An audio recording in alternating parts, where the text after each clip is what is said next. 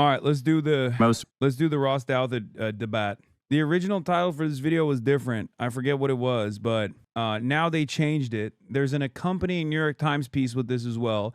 For those of you who don't know, Ross Douthat, of course, is a right-winger. He's a conservative, but he's supposed to be like, and he's not even like an anti-Trump conservative, if I'm not mistaken. I'm pretty sure he's like, at least like either Trump agnostic or pro-Trump. I can't remember now. Did you request that they change it? No, I didn't. They do that all the time. They will come out with like a crazy title, and then people will get mad at them, and then they'll change it. They did that with the style section piece. Remember, MAGA body. Oh yeah, the original title was in my How radical is Hasan Piker? The Twitch star's flirtation with violence. Meet the online star who likes to play with fire. I knew that it was going to be a contentious conversation, but it was going to be a polite one overall.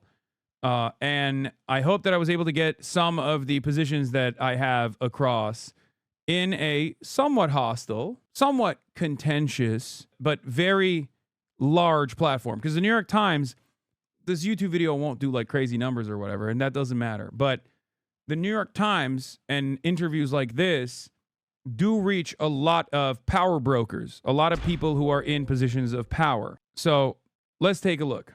I think conservatives have a really great way of designing a narrative that makes sense to as broad of an audience as possible. everyone is in the business of crafting media narratives, Yes. right? And I wish Democrats were a little bit better at it, to be fair.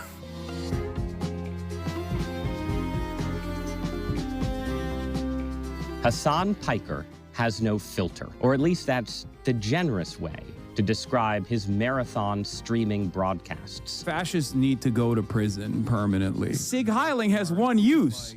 You're a Nazi. If Donald Trump is going somewhere, it is certainly not heaven. Israel is an illegal entity, okay? Which cover everything from the war in Gaza. It's crazy to me that we treat Israel like this unstoppable force, like they are not human beings that are making these decisions to bomb schools, mosques, hospitals. To his fitness regimen. Are you on creatine? Yes, I love creatine. I love creatine. He's a self-proclaimed Marxist and anti-imperialist. We here in the United States of America live under the comfort of being a part of the labor aristocracy. Who's been hopefully called the left's answer to Joe Rogan, and who's compared himself to Rush Limbaugh.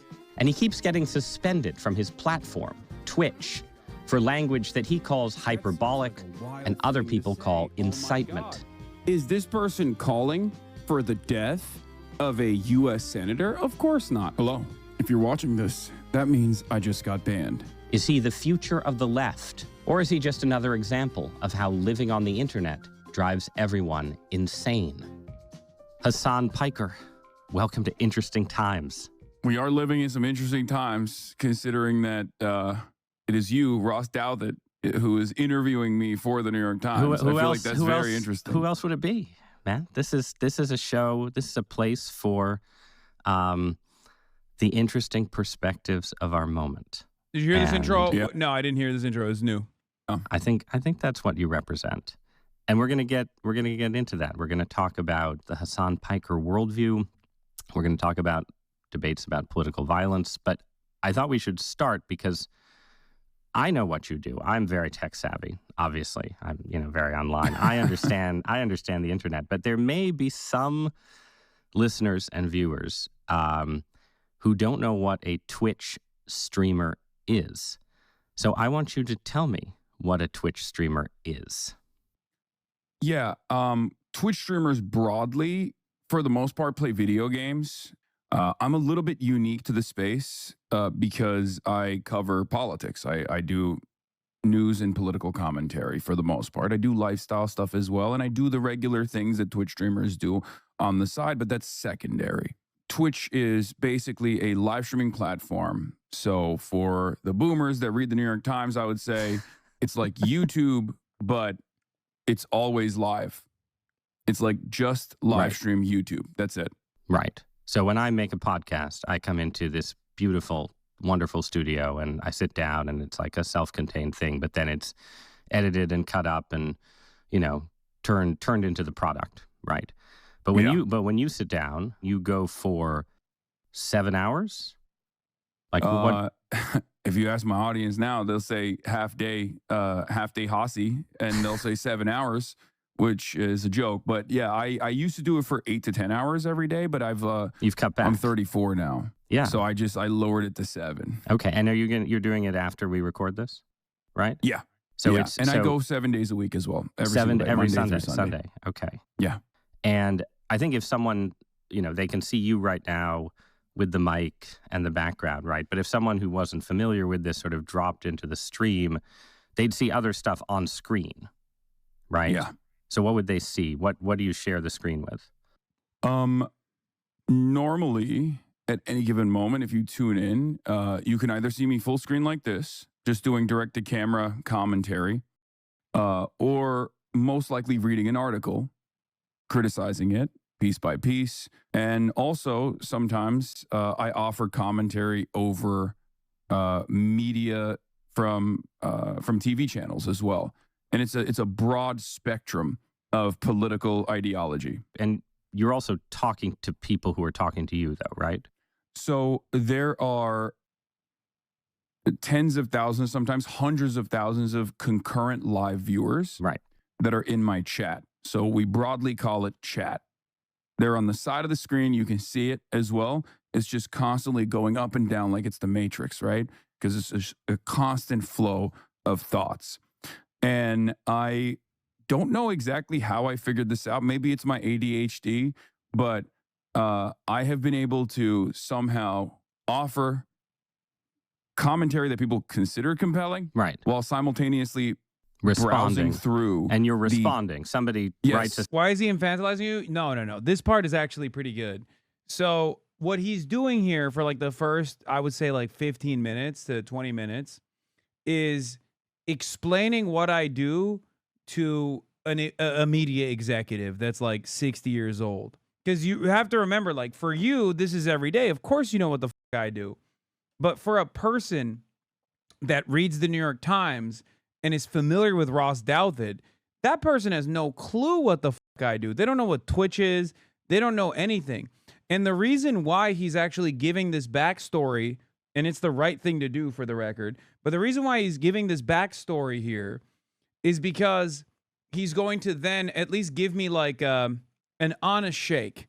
Because he's going to obviously criticize me, but he wants to make sure that it is contextually appropriate. Because if he just like came into it and said, you've said this and you've said that, then we would have to go back and forth on like, well, it's a long, the medium requires you to talk endlessly for 7 hours with like constant feedback, and a lot gets lost in the sauce, a lot gets lost in the messaging, all this stuff. Instead of doing that, he's basically explaining to people exactly what this is. But he's also belittling a little bit. No, I don't even think so. I think that's just the tone he takes. Because the reality of the matter is, if Ross Douthat wanted to belittle someone like myself, he just wouldn't do this at all. He would just write an article. I think what he wanted to do instead was not to belittle me, but to present me as a somewhat of a dangerous figure in American politics. Because I do think he considers me to be somewhat of a dangerous figure in American politics. The belittling side of it comes from like, oh, well, you live in a nice mansion. Like, you don't want violent, revolutionary violence to come down your doorstep. Like, not understanding that, like, yeah, I don't want that in general. Like, I understand that violence is a constant presence in politics, but like my advocacy revolves around reform. Anyway, let's continue. That's stupid, Hasan, because of this. And you're like, no, gremlin user 47. Exactly. I'm brilliant. You say something, right? Well, I don't know if I would say that. No. But sometimes it's complementary information that's coming in. So it's almost like a hive mind that can quickly extract and find information all around the internet. And sometimes it's contentious, where people come in and they're right-wingers, or they come in and they're liberals who disagree with me on something, and they'll be like, this is wrong, here is why you're wrong. And then there's like a very quick, spirited debate. And sometimes it can even get a little heated. So the way I've always described what I do is that I'm basically like Rush Limbaugh, but for Zoomers. So it's almost like AM radio in the spirit of like conservative commentary. But obviously, I think I have a higher standard for the veracity of the information that I'm looking at, because a big part of what I do, I think, especially in this age on the internet, is sift through the misinformation. So a big part of what I do is also just like going through all of that and in real time, and also trying to instill some sense of media literacy in the audience. So I explain it as I'm holding your hand through the journey of reading the news. Do you take a bathroom break? Like, what's your? I do. How many bathroom breaks do you take? I don't know, but Okay. my there are some people in the community that time my bathroom breaks, Okay. and I think Okay. so. What it about can range food? anywhere from Well, I don't need to know Yeah. how long the bathroom breaks are. Actually, the What ab- bathroom breaks range from 22 Okay, all right, seconds you're gonna to tell me. sometimes a minute and 10. Okay, But and I'm away from the screen for a brief moment. Yep. And oftentimes I'll just have like the video running, like the live video feed running. And I'll stay tuned to it so I'm not like missing anything. I'll have my father, who comes and stays with me over extended periods of time, make me a meal, and I'll eat that on camera as well. okay, Because I'm live for 7 hours a day. right. I eat at the same time every single day. I have a very strict regimen. And so regimen. So like, how does your body feel? So after I podcast, this is too much confession, but it's like I'm kind of exhausted in a way that is not the case if you sit down and write a column, I assure you, right? Like, it's a physical experience to talk to someone or interview them in a way that I didn't expect before I got into this business, right? And most of the time you do have guests, but most of the time you're not doing interviews, but you are arguing with people in real Yeah. time, right? Like, are you just spent at the end of the 7 hours, or do you like go off and exercise? Like, what is the lifestyle? Well, the lifestyle that your paper's style section actually documented was I read that piece. yeah. So it was quite the controversial title for that piece that everybody seemingly got mad at. But you're absolutely correct. Wait, what was yes, what it was the does- title? What was the title? I think it was a progressive mind and a MAGA body or something. Yeah, that's right. Yeah. Yeah. So it depletes my social battery unlike anything else that I've ever done. After the end of like a 7, 8, 10-hour broadcast, I do oftentimes feel the need to just like kind of unwind. And I have a hard time just like talking to people I can in the imagine. immediate aftermath of that. Because the way I see it, like, you're constantly on. You have to be entertaining every single second of the 8-hour broadcast. Like, you can't have dead air. You have to be constantly entertaining people, or constantly trying to educate people. So there are some difficulties in that. You're also constantly online, and in order not to feel super isolated and super sheltered from how regular people operate and how they feel, I always find that I ground myself basically by being around what I like to call normies or civilians. And I spend most of my time offline, directly outside, going to public parks, hanging out with my friends, and also working out is a big part of this as well, obviously. Well, you can't have the MAGA body if you aren't MAGA working body. out, right? Yeah, That's what see that they as- tell me. I haven't put it to the test yet, but what? So you mentioned you're 34, right? So you're too old. You're too old to go for 9 or 10 hours. You have to go for 7 hours. You don't have a family, right? You're not married. No. Are you going to be doing this at 50? At my age of 45, the ancient years. I think so. Okay. Yeah. The reason why I say that is because like I've designed everything in my life so that I can continue doing this. This is what I'm good at. This is the only thing I'm good at. Well, you've as a matter designed of it, but fact. like not to play the social conservative advice giver, right? But like, do you want to have kids? Like, I do, yeah. Okay, but you might have to redesign your life someday. Yeah. Yeah. Yeah, Fit there's no kid in. issue I mean, with fit that. the kids in. Well, there might be an issue, but yeah. All right. Let's. No, I meant like there is no issue with scaling back on certain aspects of my life is what I mean. Right. So the weekends could free up someday. Yeah, Okay. Good. for sure. All right. Let's talk about the cause then. What you're fighting for. Give me the Hasan Piker worldview. What do you believe? I believe that the United States of America is a profoundly wealthy nation. It's the wealthiest nation on earth right now. And therefore, it could be doing right by all of the people that are in the United States of America, and yet it refuses to do so. And I want to, through a system of at first modest social democratic reforms, basically claw back autonomy for the everyday person, and hopefully give them more of a voice in their workplace and also in the political process as well, and slowly but surely yield more egalitarian outcomes.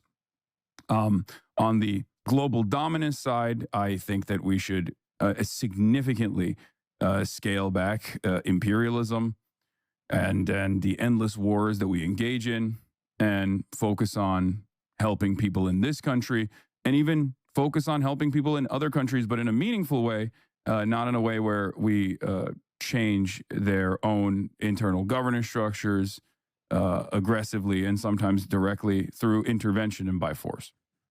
Okay, so situate that narrative relative to actual democratic politicians and activists and so on, right? Like, are you where Bernie Sanders is and Alexandria Ocasio-Cortez are? Or are you someone who's saying that's a good start, but fundamentally, we want to be democratic socialists, but with an emphasis on the socialism? Like, how far do you want to take the transformation of America?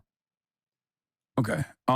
So it's not just the transformation of America. I think it's the transformation of global politics in its entirety. I think that capitalism was an evolution away from feudalism and monarchies, and I think it was a fantastic evolution away from that structure.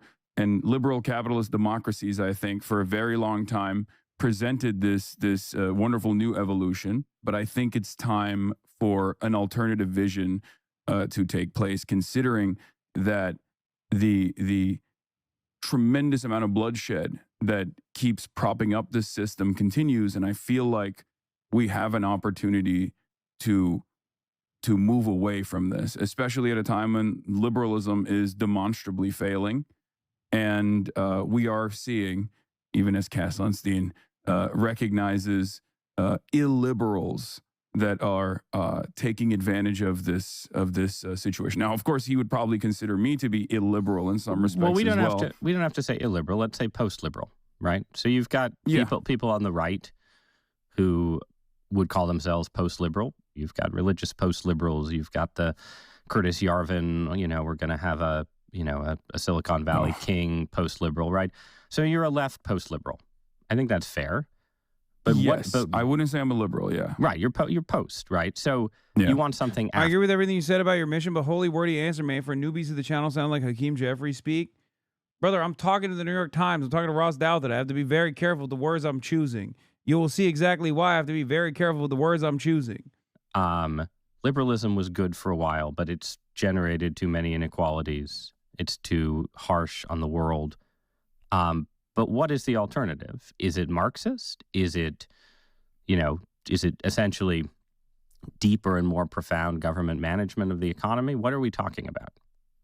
I think I don't have the perfect solution for this, and this is something that I readily admit, but I think moving in the direction of socialism would be a wonderful start. And the reason why I say that is because, as you mentioned, like a lot of the post-liberal conversations almost always revolve around unifying strength in the hands of one singular figure or one person, going back to a neo-feudalist or like a aristocratic crypto monarch structure that Curtis Yarvin advocates for. What I'm advocating for is more democracy, principled democracy, not even in the anarchist sense where everything has to be handled with or all unjustifiable hierarchies must be abolished through direct participation, but at least like having a more democratic process and getting people more involved, starting at the point of commodity production and then moving all the way to political participation. I want to talk in a minute about sort of how you developed this worldview and your background, but I want to pause on that idea of sort of democratic change, right? Is all effective change democratic? Or, the thing that the original post-liberal Marxists tended to believe, right, was that, there's certain things you can accomplish through a democratic system, but there's also revolutionary moments, right? To be clear, this isn't just a Marxist idea, obviously. This is the United States of America. We're founded on a revolution, right? But, like, what is your view of revolution as a potential transformative force in the world? All politics, in my worldview, revolves around the distribution of resources and the distribution of power. And a big part of that component is, of course, violence as well. Revolutionary violence, for example. And it just simply means, like, who gets to do the violence and who gets to be on the receiving end of that violence that we have normalized. Because the systems that we exist under are inherently violent. All political systems are. It's just more so about redirecting that. And I know violence is such a scary concept in this when we're discussing in this way, but we're talking about it in an academic context. But basically, the idea is, instead of having a system that currently benefits the very few, I want a system that benefits as many people as possible, that has more, like I said, egalitarian outcomes. Did it not seem like he just wanted you arrested? A little bit. I jokingly said that this is Ross Douthat very gently nudging the administration to arrest me in the aftermath of this interview. And the current system, as you said, uses violence. And yeah, all political systems are about the monopoly of force in the end, right? But you use the phrase redirect violence. What does it mean to say we need to redirect violence? I mean, first of all, I abhor violence. Let's just start there, right? But violence in this abstract concept would be equivalent to the structural violence of poverty, for example. So when I'm talking about violence, I want to make it very clear. I'm not talking like go out, take up arms, and like start shooting people, right? I'm talking about the structural violence of poverty. Redirecting that in the same way would be the structural violence of equity. Right. Because the structural eradication of unjust wealth. Would that be fair?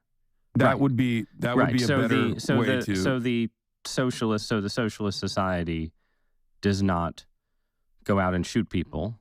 No, yeah. Though this has happened in some socialist societies in the past. Of course. I should just note. But it goes into, you live in LA, right? So it goes into, Beverly Hills or something. And it says, today, the city council has voted to expropriate your. Dude, I'm convinced of it. He used the Reddit talking points. No, he didn't. He didn't use Reddit talking points. This is Ross Douthat. Hasan is not a revolutionary. He just appreciates violence. And he used a clip from Asman when he half-sourced it from you. No, calm down. This is the New York Times. They did not source their target. This is not the free press. All of the snark that you are experiencing from Ross Douthat is coming from him and maybe one of his producers. That's homegrown. You guys are crazy. You literally don't understand it. I'm sure he used the Asman clip because someone in his payroll brought it up. But I will say Ross is very good at what he does here. He knows what he's doing, even though I hate it. Yeah, he is setting this up, and you will see in a second. He's setting this up to say your worldview is violent. And I know he's setting it up to say that. And that's precisely why I'm starting the conversation by describing what I mean when we're talking about violence, like the structural forms of violence. Because basically, poverty is structural violence. Not being able to make rent and then being evicted is structural violence, right? Eviction is a violent process. And the reversal of that process would be seemingly violent for those with the power, those with capital. It would be violent to force the landlords to no longer be able to evict people, for example, or be violently taking away their profit margins, eradicating or shredding their profit margins in its entirety. That would be a different way to examine structural violence in a hypothetical socialist utopia. the IRS collecting taxes, which I think brought up in this conversation eventually, is what libertarians would consider to be the state exercising or enforcing its monopoly of violence by telling you you're going to go to prison if you don't pay the taxes. So when I talk about structural violence of that sort, even the reformist positions that I have that are fairly modest, reformist positions that I have, like increasing taxes, for example, yeah, that will be seen as something that is unimaginably violent for those who are at the highest percentage in the highest tax bracket. The reason why I started this conversation with structural violence, however, is because I know it's going to go back to direct violence, the type of violence that liberals actually see as truly violent, because no one actually recognizes structural violence as like another form of violence. Lavish undeserved wealth and return your homes to the people.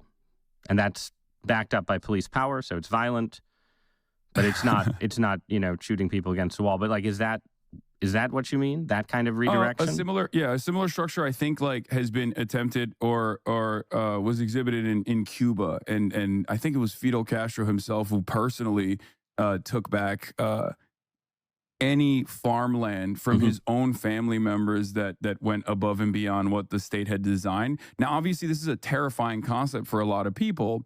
So this is so people far in Beverly out Hills. in the future. Yep. Right. Yeah, this is so far out in the future for even someone like myself that like I don't even see the necessity of arguing on how this would work, because I'm more invested in, especially in the short term, getting socialized medicine, like getting universal health care, getting free schooling, all the way up to the college education, especially for public universities, ensuring that we have some semblance of government competition, if you want to call it that, right, that interferes with the regular market to claw back housing prices, for example, by creating public housing, things that exist in other fairly robust social democracies, and things that actually a lot poorer nations have been able to develop.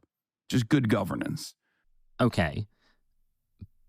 But we're having a debate right now about political violence in the U.S., right? So yes, I agree. The expropriation of the property of wealthy Angelenos is abstract, and we can, far in the future, right? But debates about political violence in this moment aren't.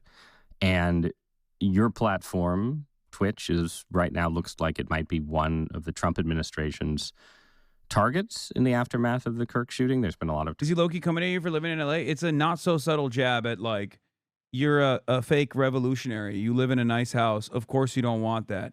But he fails to comprehend that, like, I want more equitable outcomes for every single person. The example I always use was when people would be like, socialist, but as a Porsche. And it's like, if in the future, in Los Angeles, if the only way that we could achieve robust public transit was for me to dump my car into the ocean, I'd be the first to dump my car into the fucking ocean. I want these outcomes for everyone. And yes, this is consequential for my bottom line as well, but I don't give a shit. But in the interim, the idea that like I have to live like Diogenes is stupid. About, we're going to go after institutions and organizations that support political radicalism or incite violence. I think Congress is calling CEOs from Discord and Steam and Twitch and Reddit to testify next month. Yeah. Why are they doing this? Why is Twitch a target?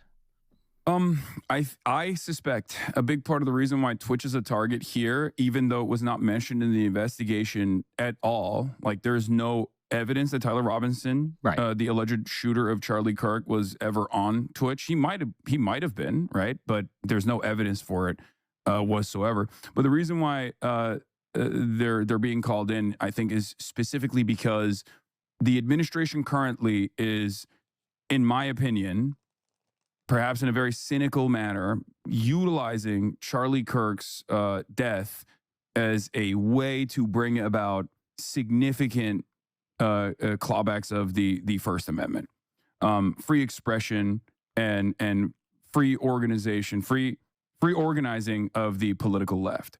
And they haven't necessarily made this a secret either. They've gone after Jimmy Kimmel and numerous other cultural figures that conservatives have of petty grievances around, right?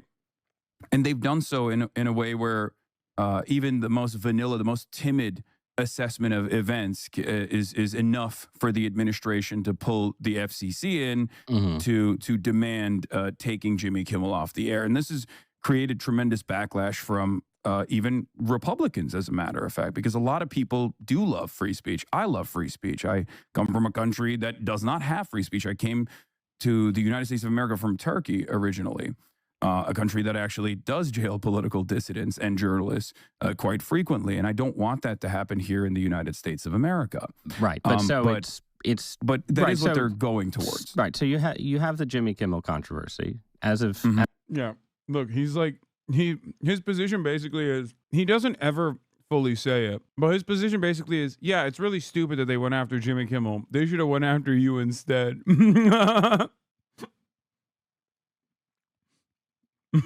Because you do deserve getting arrested for your speech. As of this conversation, he's back on the air. But what they're doing with calling in Twitch and so on, like that's kind of about you, right? Like you are a target, for sure, right? And are you a target? Are you a target just because you say, you know, you're some kind of Marxist who wants to be post-liberal, or is it something else? I think conservatives have a really great way of designing a narrative that makes sense to as broad of an audience as possible, even though their own setback is oftentimes how hard they go after certain people. But in the grand design of things, if you look at like the Antifa designation as a domestic terror group, for example, if you read the executive order, it makes sense. They're presenting this as this violent leftist organized unit that is like responsible for so much political violence that's taking place. It's of course built up around this hysteria that they expertly craft as a media narrative first and foremost. Okay, but then they want to tackle it. Everyone notice how anytime I start cooking, he goes, okay, and he has to interject. I want to talk about some serious shit. And he's like, okay, but what about you? He's teasing the idea of you being violent might have more validity than you're leading on as snarky and gross. No, I know that. I knew that going in. That's why I have to keep steamrolling through it to get to the meat of the matter. Because I also know the environment that I'm in. I'm speaking not to Ross Douthat. I'm speaking to New York Times readers, which also include, you know, right-wing Republicans and conservatives that are going to see this and be like, wow, this is a dangerous guy. So on the one hand, that's what I'm cognizant of. But also on the other hand, I know that the real thing that Ross Douthat is not interested in talking about, because he is a Republican, is the fact that the administration is doing that. But he wants to legitimize the administration's actions in that direction by simply saying, well, you kind of deserve it, though. So if they do come after you, don't you think you deserve it? And yes, the New York Times readership is liberal, but Ross Douthat is not, or unless you mean liberal in like the actual political theory. What were your objectives? Inform and convince them? No, my objectives were to talk to a right-wing figure at the New York Times who is a pretty decent interviewer and get across some of my fears. Get across some of my fears about the Trump administration so that as broad an audience of New York Times readership as possible is also aware. It's the same shit that I do here every day. Everyone is in the business of crafting media narratives, yes. right? And I wish Democrats were a little bit better at it, to be fair. The media narrative around Antifa, right, exists at some level of hype, but also some level of reality, because if you lived in Portland, Oregon in the year of our Lord 2020, you had a lot of experiences of political protest and violence that involved people who called themselves Antifa. That was not fake, right? And it's also not fake that you are a provocateur, right? Like they're not, you know, there are plenty of people on Twitch who... He also will add a second thing onto the back end that I agree with, because like I do agree with being a political provocateur. I don't agree with the Antifa designation, but I agree with being called a political provocateur. So in that vein, like it looks like I'm agreeing with everything he's saying, but I'm actually agreeing with the second half of the statement. Are, you know, who are not highlighted by conservatives, right? I just want to give you one more chance to describe the things about you in your own words that people are going after before I describe them for you? Yeah, no, I'm sure that we'll get to that point as well. But like I said, in just a second, we will. the things that I advocate for are pretty clear. But of course, this is something that conservatives have experienced and have considered cancel culture or like wokeness in particular for quite a bit, where you can just like reframe someone and smear them, especially in the format that I exist in. It's quite simple to take people completely out of context or make it seem as though they are incapable of using metaphor or incapable of being insincere or hyperbolic in moments, right? And so it kind of goes back to the same thing as like Antifa is a serious threat to American stability and order, and it's an organized unit that must be tackled because they're justifying violence against, and what do they think you police are? What do they officers think? and things of that nature. The equivalent of that would be conservatives saying that you're inciting violence, right? Yes, I think that is precisely what they're going to try to do. And not just like inciting violence necessarily, but inciting terror, right? Revolutionary terror, you might say. Yes, exactly. And I think that is the grand design and the ways in which the conservative apparatus is going to try and stamp out any sort of political discontent, like any sort of political dissent, really. Because that much has been clear to me, where it's not just about people like myself who they can single out and target and say are like, very scary individuals, but it's also Gavin Newsom, right? Like Gavin Newsom will come out and make this symbolic gesture where he has no power over federal agents, but he'll say that in the next year, ICE agents that are conducting ICE operations in California state have to be unmasked when they're doing this, right? And this is, I think, it's a fairly reasonable provision, even though it's ultimately symbolic. Having said that, however, the conservative apparatus will point to that as like Gavin Newsom wants to kill ICE agents and dox them. Like that's not the case, right? I mean, that's ridiculous. All right, so let's make this a little more. Yeah, he hated every single time I compared myself, every single time I packaged like what the administration is actually doing. He would just get a little annoyed and try to get it back to just me, because his entire framework is like the administration might come after you, and when that happens, it's actually totally just because you're a rabble rouser. Now, of course, obviously, he doesn't fully subscribe to that notion, because if he thought I was like a dangerous terrorist, he wouldn't be having a non-contentious conversation or somewhat contentious conversation with me. But he is actively in this conversation trying to separate me from the likes of Jimmy Kimmel and separate me from the likes of Gavin Newsom. But from the administration's perspective, there is no stopping. And that's my point.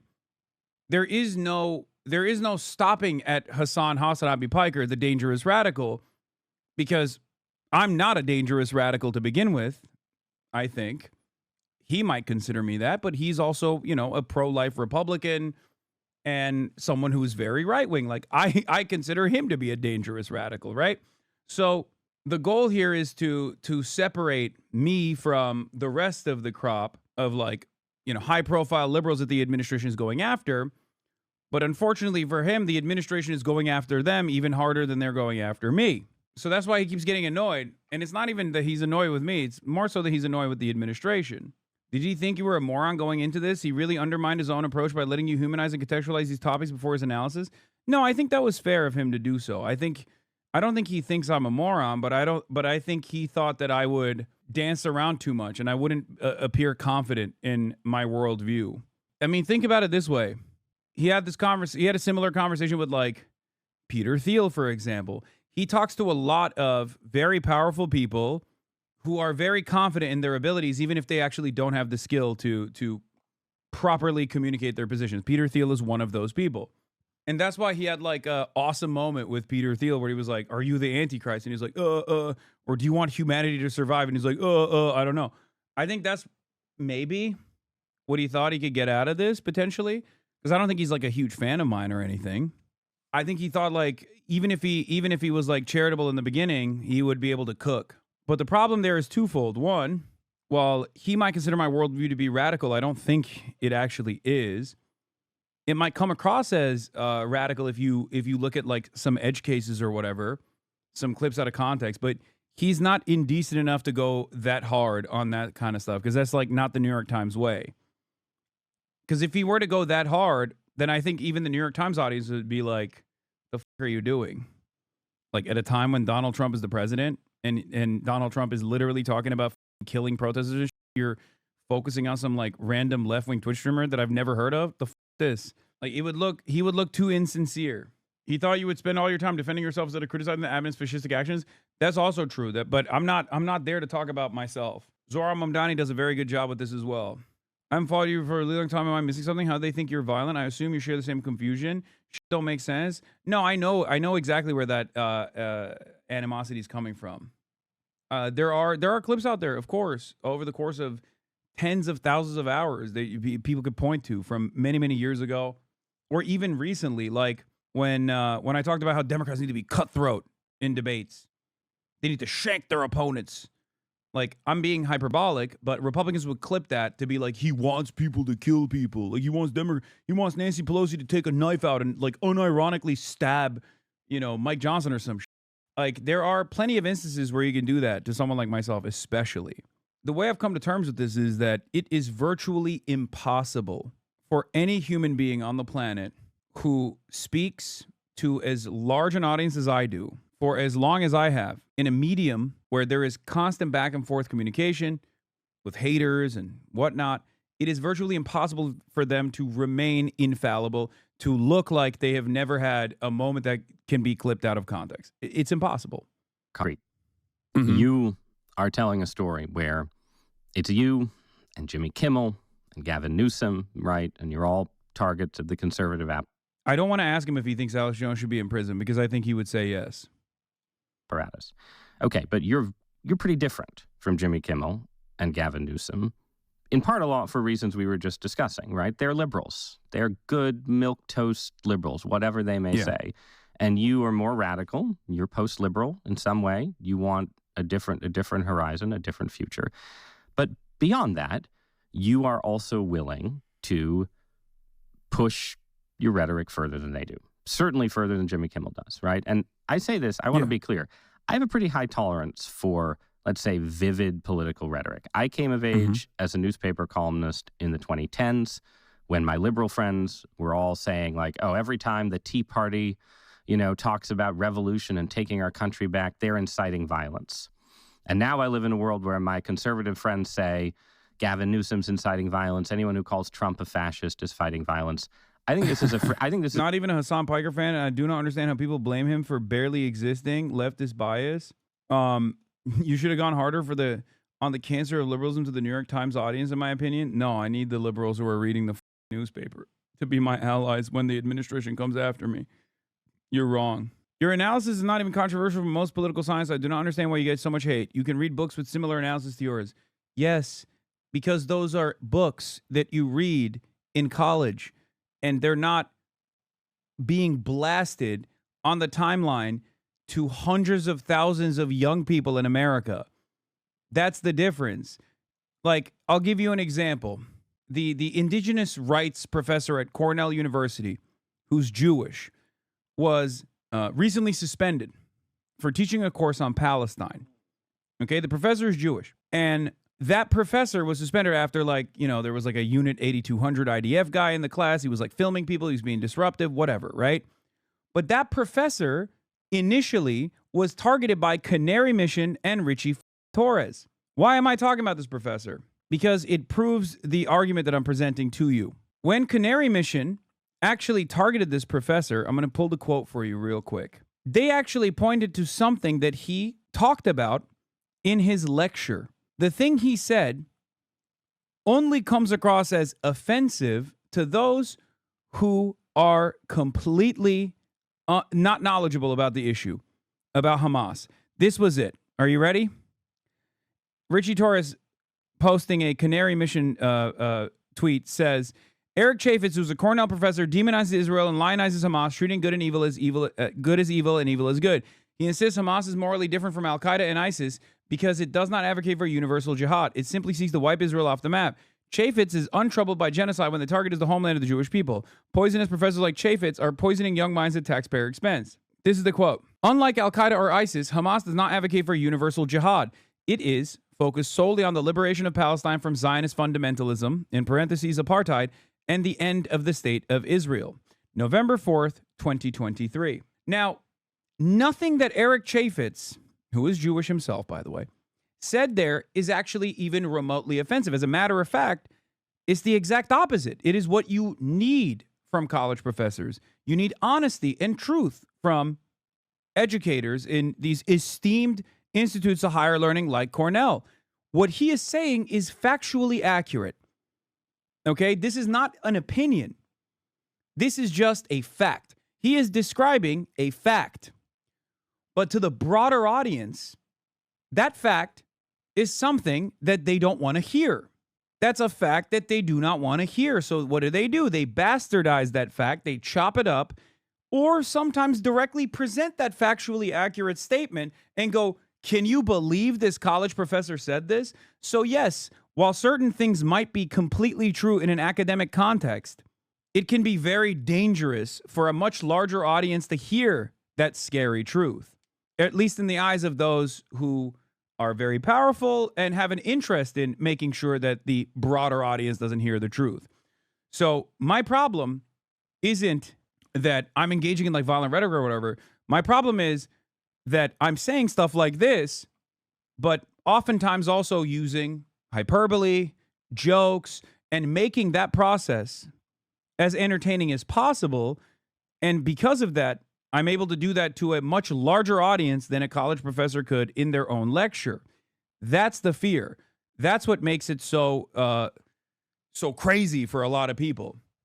Because if Eric Chaffetz was saying that on a Twitch stream, he'd get yelled at all the same. As a matter of fact, he's getting yelled at for doing it in a lecture that is directly about anti-colonial movements. His lecture is about Hamas. His lecture is about other indigenous movements that have fought against previous forms of empire and contemporary current forms of empire, imperial power. It's the medium that I do it and the way that I do it that makes it very scary for a lot of people. Because before the internet, there was a filter, as Noam Chomsky talks about. There was a filter for someone to reach a very broad audience, to reach this massive audience, massive number of people. You could only get there if you were from an aristocratic family, or you went to the right schools, you kissed the right asses, and you chose your words very carefully, and you got elevated through the regular process in mainstream news. And therefore, people self-censored in order to get to that level, in order to be in front of, in order to have the privilege of being in front of a massive audience and to be able to influence them. Whether they were going through that process in a newspaper, or whether they were going through that process through a television channel, doesn't matter. But now that the internet exists, you can have even larger audiences than CNN while sitting in a hotel room or while sitting in your own living room. And you don't have to filter yourself in that same way. But that's what's so scary about what I'm doing. That's what's so worrisome about what I'm doing, because you can't have people being like Israel's a illegal criminal entity that is doing genocide. Because if there weren't more independent voices on the internet, if there wasn't TikTok, there wasn't like people on Twitter and whatnot saying this over and over again, you wouldn't see this level of mass discontent. It's about controlling flows of information. Why do we think TikTok was sold to Larry Ellison? Because the algorithm that was previously controlled by a foreign government was allowing unique thoughts to flourish in that algorithm, allowing speech that normally would not ever be heard in front of as broad of an audience as it was being heard on TikTok. If this wasn't so important or so scary for those who want to control flows of information, if they didn't consider this to be dangerous, they wouldn't have sold TikTok. They wouldn't have forced TikTok to be sold to someone who is one of the biggest donors to the IDF, right? Yes, even after the sale, it's still controlled by a foreign government. I know. It's Israel instead of China. I know. Doesn't matter. Country. I think if you want to call Donald Trump a fascist, you're free to do so. If I want to call you a commie, I'm free to do so. People do it all the time. People do it all the time. Yeah. But this is my reading, and I'll let you tell me why I'm wrong in a minute. I think you push further, and I think you like to play with the rhetoric of violence. So like you were suspended from Twitch, I think, for a day. Still, you are arguing for a process of consolidation that should be normal in a functioning democracy, not calling for anarchy or violence. I know, but his entire purpose here is to say I am actively calling for violence. And if I were to, like, when he initially started asking me about, like, what my worldview is, he wanted me to say, like, no, through a system of violence, we will seize the means of production or some shit. So we could just start talking about how dangerous of a rhetoric it is. And for the record, there are plenty of people who do believe that. And no, that's not a dangerous rhetoric either. Let's be real. That's not actually dangerous rhetoric, partially because it's completely marginal, and partially because of the same exact underlying principle that I mentioned as well, which is structural violence being a constant and permanent part of people's existence. My point is, there are people who do believe that, and they are either marginal figures or overall, at most, they're talking about like historic examples that have existed. And the only reason why we see that as like a form of violence, as opposed to like World War II being a form of violence that is like permissible, is because they're on the other side. They're on the opposing side. We're capitalists. It's that simple. If the entire world was socialist and you had a bunch of capitalists living in a fucking socialist government and they were fantasizing about capitalist forms of violence, the socialist government would look at that and go, this is dangerous. This is violent rhetoric. It's that simple. We live in a capitalist country. Of course, any sort of redistributive policies are looked at with tremendous scrutiny. Obviously, that's the reason why people even yell at me when I say we want to give socialized medicine to Americans. Like, that is seen as a dangerous prospect, a dangerous proposition for many people. There was an argument you were having about Medicare fraud, right? And the GOP was going to crack down on Medicare fraud. And you said, well, if they really cared about Medicare fraud or Medicaid fraud, you would kill Rick Scott. This is the Florida Senator, and it's a reference to the fact that Scott's company paid some huge fines for they were engaged in some kind of Medicare fraud, right? But you didn't say we should put Rick Scott in jail for Medicare fraud, right? You said if you cared about Medicare fraud or Medicaid fraud, you would kill Rick Scott, okay? You wouldn't make Rick Scott, former governor of Florida, Rick Scott. This is not an Asmongold clip. This is from my own YouTube video, chatters. You wouldn't make him a prominent part of the Republican Party. Well, this was, for the record, this was in response directly to Mike Johnson.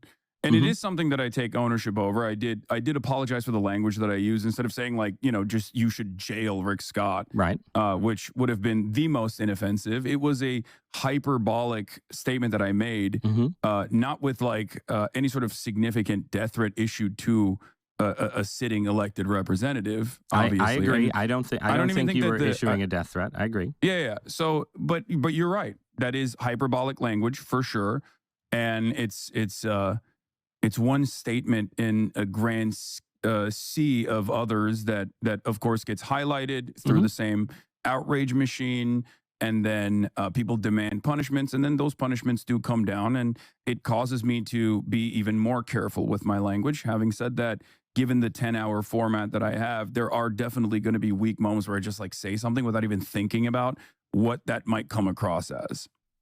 Yeah. I mean, you do. I read through. You have a lot of content, right? So I'm not going to tell you that I have read through every hour, every transcript. But I feel like I read enough to get a sense of sort of what you mean by hyperbole, right? And it means different things, right? It means like you're talking about landlords and why they're bad. I think you were talking to a landlord friend at the time, right? But you said, let the streets soak in their bleeping red capitalist blood, dude, right? So I also said in a video game, but to showcase the silliness of the statement in of itself. Right, okay. So it's like ironic, or is it Marxist revolutionary rhetoric? I just want to bring this to a fine point. There's the great case of Luigi Mangione, right? Who is charged with murdering the CEO. Unsurprising that this is presented as some kind of advanced level tone policing critique. Yeah, I mean, that is what it is. Why is he talking to you like the school principal? Because that's what's going on. AKA he read whatever viral conservatives think this guy wants to genocide the whites clips. Guys, it doesn't matter. Those clips are out there. Ross Douthat is probably one of the, I would say, one of the better formats and one of the better Republican thinkers to address those clips with. No way people are saying you lost the debate. No, who the f is saying that? The comments don't seem to think that at all. They actually enjoyed the conversation. Dude, I could fucking absolutely eviscerate whatever interlocutor in the marketplace of ideas, and there is going to be a crop of people online who are going to say, dude, he got owned. That's just what they do. Those are the same people who, quite literally, when I made a public statement about not going to TwitchCon out of concern for the safety of others around me, not even myself, but the safety of others around me, literally use that as an opportunity to dunk. You need to understand, like, there's just gonna be people that do that regardless. Of United Healthcare in broad daylight in New York City. And you're going to tell me that you've always said that murder is wrong and that Luigi Mangione should not have committed murder. But you've talked a lot about Luigi. And of course. I think it's one of the most consequential. It's one of the most consequential instances of adventurism, which I always will say is wrong because I think it invokes social instability, which I think is bad in general to exist under. But what I try to always do, especially with the Luigi Mangione case, is to talk about the concept, for example, of social murder. The notion of our systems that already exist, like the privatization of healthcare and the denial of care that make people infinitely less tolerant than we normally would in a civilized society to an adventurous act of violence, such as the case is with Luigi Mangione. Who is we? I'm much more interested in talking about. Just pause there. That make you're talking because this is something you've done a bunch, right? You sort of you don't say I love Luigi. You're like we people are, you know, he's seen as a positive figure. He's for most of America. He says I'm going to dish out what many Americans have experienced to the figurehead of that pain, right? Mm-hmm. Do you think like most Americans sympathize with like who is the we who looks at shooting United Healthcare CEO and says that's understandable? I think it's the people online that are not necessarily like card-carrying DSA members or whatnot, but just like that's Democratic Socialists of America, aunts, just for Yeah. Not the like the DSA guys or the Democratic Socialists of America or you know Party for Socialism and Liberation, but it's like the Barbers and the Debras, as I like to call it, that you know live in the Midwest and are truly repulsed by the way that that private healthcare operates in this country. And for them, I think the Luigi Mangione case is really unique because Americans do not like political violence, right? Nobody likes it. I mean, this is poll after poll that has shown everyone thinks that obviously murder is wrong. I think murder is wrong. Everyone thinks political violence is wrong. And yet, in the case of Luigi Mangione, a lot of people, I think, had such a deep personal experience with the way that the healthcare system has harmed them in some way that the reaction ultimately was very different than one I had expected. From the moment that, before they even found out who the alleged shooter was, from the moment that people recognized that the victim was the faceless CEO of a healthcare company, everyone immediately understood what the motive not was. Faceless, right? No, I'm saying like for most people, the healthcare company had previously been faceless, and now there was a dead man who had a face, right? Exactly, and I think that was a unique case that needed to be examined, and that's precisely the reason why the media was covering it in the same way as well. The only difference is that, tonally speaking, they were just more so outraged by the reaction in of itself rather than trying to examine why people felt this way. And I think what I try to do in this situation, I mean, look at this, bro. Look at this.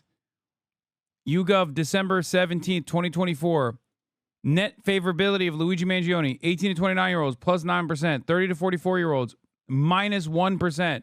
I mean, that's crazy. 18 to 44, either as a positive opinion or like 50-50 split on them. Yeah, if people have more financial security, then they have they have less interest in this kind of like dangerously unstable moment. That's it. If people are hopeless about their future, they end up leaning on adventurism. That is my argument. That is the point I'm making.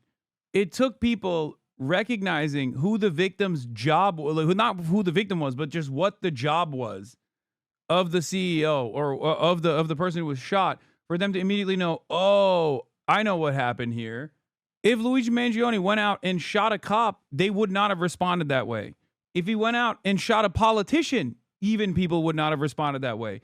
But healthcare is such a universal burden on all Americans that they literally understood exactly what the was going on and responded the way that they did. And many others is to explain why people feel this way. Because for them, when their grandparent has cancer and then that treatment is denied or the coverage is denied, even though they're paying these incredibly costly premiums to this healthcare company, they view that as murder. They view that as a tremendous wrong that was done to them. And I seek to address these problems so that there isn't decentralized forms of violence where people make up their own minds and assume that they have the righteous vindication and they're going to go out and do things like this. I don't know, man. I think you're kind of a hype man. Yeah, but that is not a good counter to what I just said. If we're just going band for band on just debate, okay, we're talking about this from just the perspective of a debate, okay? I laid it out exactly. I said decentralized forms of violence is a risk. It's a risk for societal collapse because for many people, society is already unwinding. They understand they have universalized this burden of private healthcare. For them, they're like Brian Thompson, for the perspective of the average person, is people like Brian Thompson are responsible for a death of a loved one by denying them coverage. I know he's a cog in the machine and I know he's not directly responsible for it, but that's precisely how people reflected on it. And of course, I think it's worthy of analysis. And he goes, yeah, I don't know, man. How is that how is that? That's not a counter. I don't know. I think you like it. Okay, well, why did I describe everything then? Check the comments. Everything is negative, and he pinned the one neutral comment. Yeah, I have it right here, by the way. I don't know what he personally or what the New York Times personally pinned, but the reader picks are cooking them. I'd love to have someone take the most controversial statements that have been espoused by Hasan and contrast that with the inflammatory and insightful language of the mainstream media and the right. I think some folks would be surprised that, compared to some of Kirk's, Limbaugh's, or Carson's, or Poole's, or Coward's statements, he does not have nearly the same level of anger or vitriol that these people speak on. Truly, we live in some interesting times. Especially in the end, Ross comes across as totally out of his depth in a conversation that he's ostensibly leading. Hard to not see this whole exchange being emblematic of the media landscape. The traditional media seems to be operating in an outdated paradigm that stopped in Trump's first term, which was nearly a decade ago now. There's no doubt in my mind that Donald Trump is far more inflammatory than anything this man Hasan Piker can possibly say.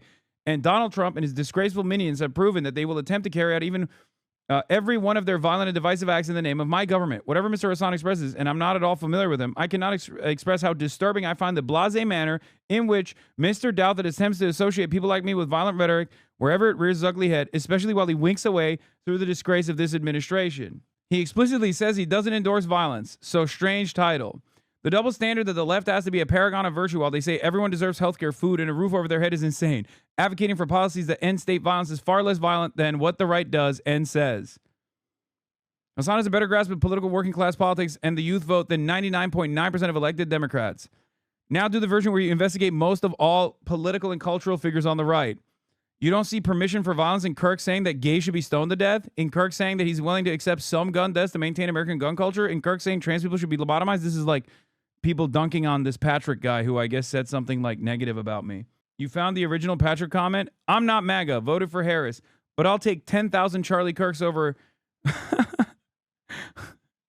but I'll take 10,000 Charlie Kirks over 10,000 Hasan Pikers any day of the week. Pikers all over the map, as you'd expect from someone who streams his consciousness 7 hours a day. But there's an unmistakable permission for violence that runs through his interview. Charlie Kirk never did that. Ezra Klein took a lot of grief for complimenting Kirk's style, but I much prefer the one-on-one logical argumentative style over the run-on, formless dialogue with unseen and unheard viewers, peppering him with cash tips that characterizes Piker's whole shtick. By which I mean, Piker was a great interview subject. Nicely done, Mr. Douthit. I'm sure that many of your readers/listeners had no idea who Piker is or what he does, or the way he offers excuses for shocking violence under the banner of socialism and progressivism. And every one of the New York Times readers is like, what the are you talking about? This is ludicrously revisionist about Charlie Kirk's public stances. Things like Islam is the sword of the left is using to slit the throat of America. Do you think that that's a call for his followers to engage in reasoned, measured debate with conflicting viewpoints to allow themselves to be convinced of things? Come off it. Marxists believe in ending the capitalist system just as liberals believe in ending the feudal system. Whether that process is violent or not is ultimately up to the ruling class. Patrick, more Patrick dunks. If you truly... Dude, they went crazy on my boy Patrick. Patrick simply wanted to get a fucking slam in there and be like, this is Hasan guy. Charlie Kirk is so much better than him. And the New York Times readership is eating his ass alive. If you truly believe that Kirk never flirted with permission for violence, then you are very forgetful. Charlie Kirk was very nonchalant about excusing violence. For example, when thugs assaulted store workers and destroyed store property during the Pride Month in 2023, he further encouraged such displays of violence by painting them as shows of force. Literally, tonight we show them that they're the losers. Or when Paul Pelosi was attacked in his own home and Kirk encouraged his followers to bail him out while painting the attacks as karma against the Democrats. Or when he called the biblical passage that calls for the death penalty against homosexuals the perfect rule.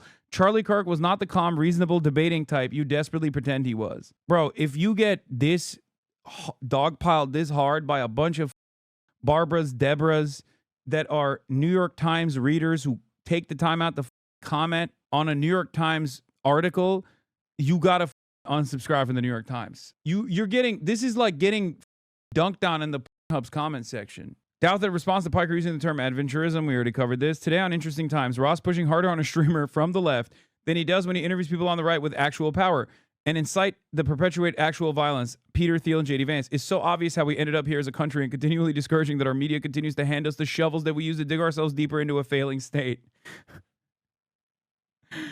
And even people who are like somewhat neutral to me that don't know who the fuck I am and are basically like, this is their first introduction to who I am. They basically say this. He's a fringe figure. He can have an audience of hundreds of thousands. But think about how tame he is in compared to the American extreme right, or even Rush Limbaugh back in the day. Piker doesn't consider conservatives un-American, doesn't hate them, doesn't want to use the power of the state to literally exterminate them. The reverse simply isn't true. Exactly. I want to literally exterminate their medical debt, dude. That's what I want for conservatives. Conservatives want me deported. I want conservatives' healthcare costs to be deported. That's the difference between me and the average conservative. Now, they can turn around and act as though they're not advocating for violence by simply presenting the Bible. They can be like, oh, the Bible told me it's okay to stone the gays. That's the Bible. Take it up with the Bible over and over again. I don't sit around and go, look at Das Kapital. Das Kapital told me this. That's not what I'm doing. That's Bart from Idaho, by the way. Not a HasanAbi head.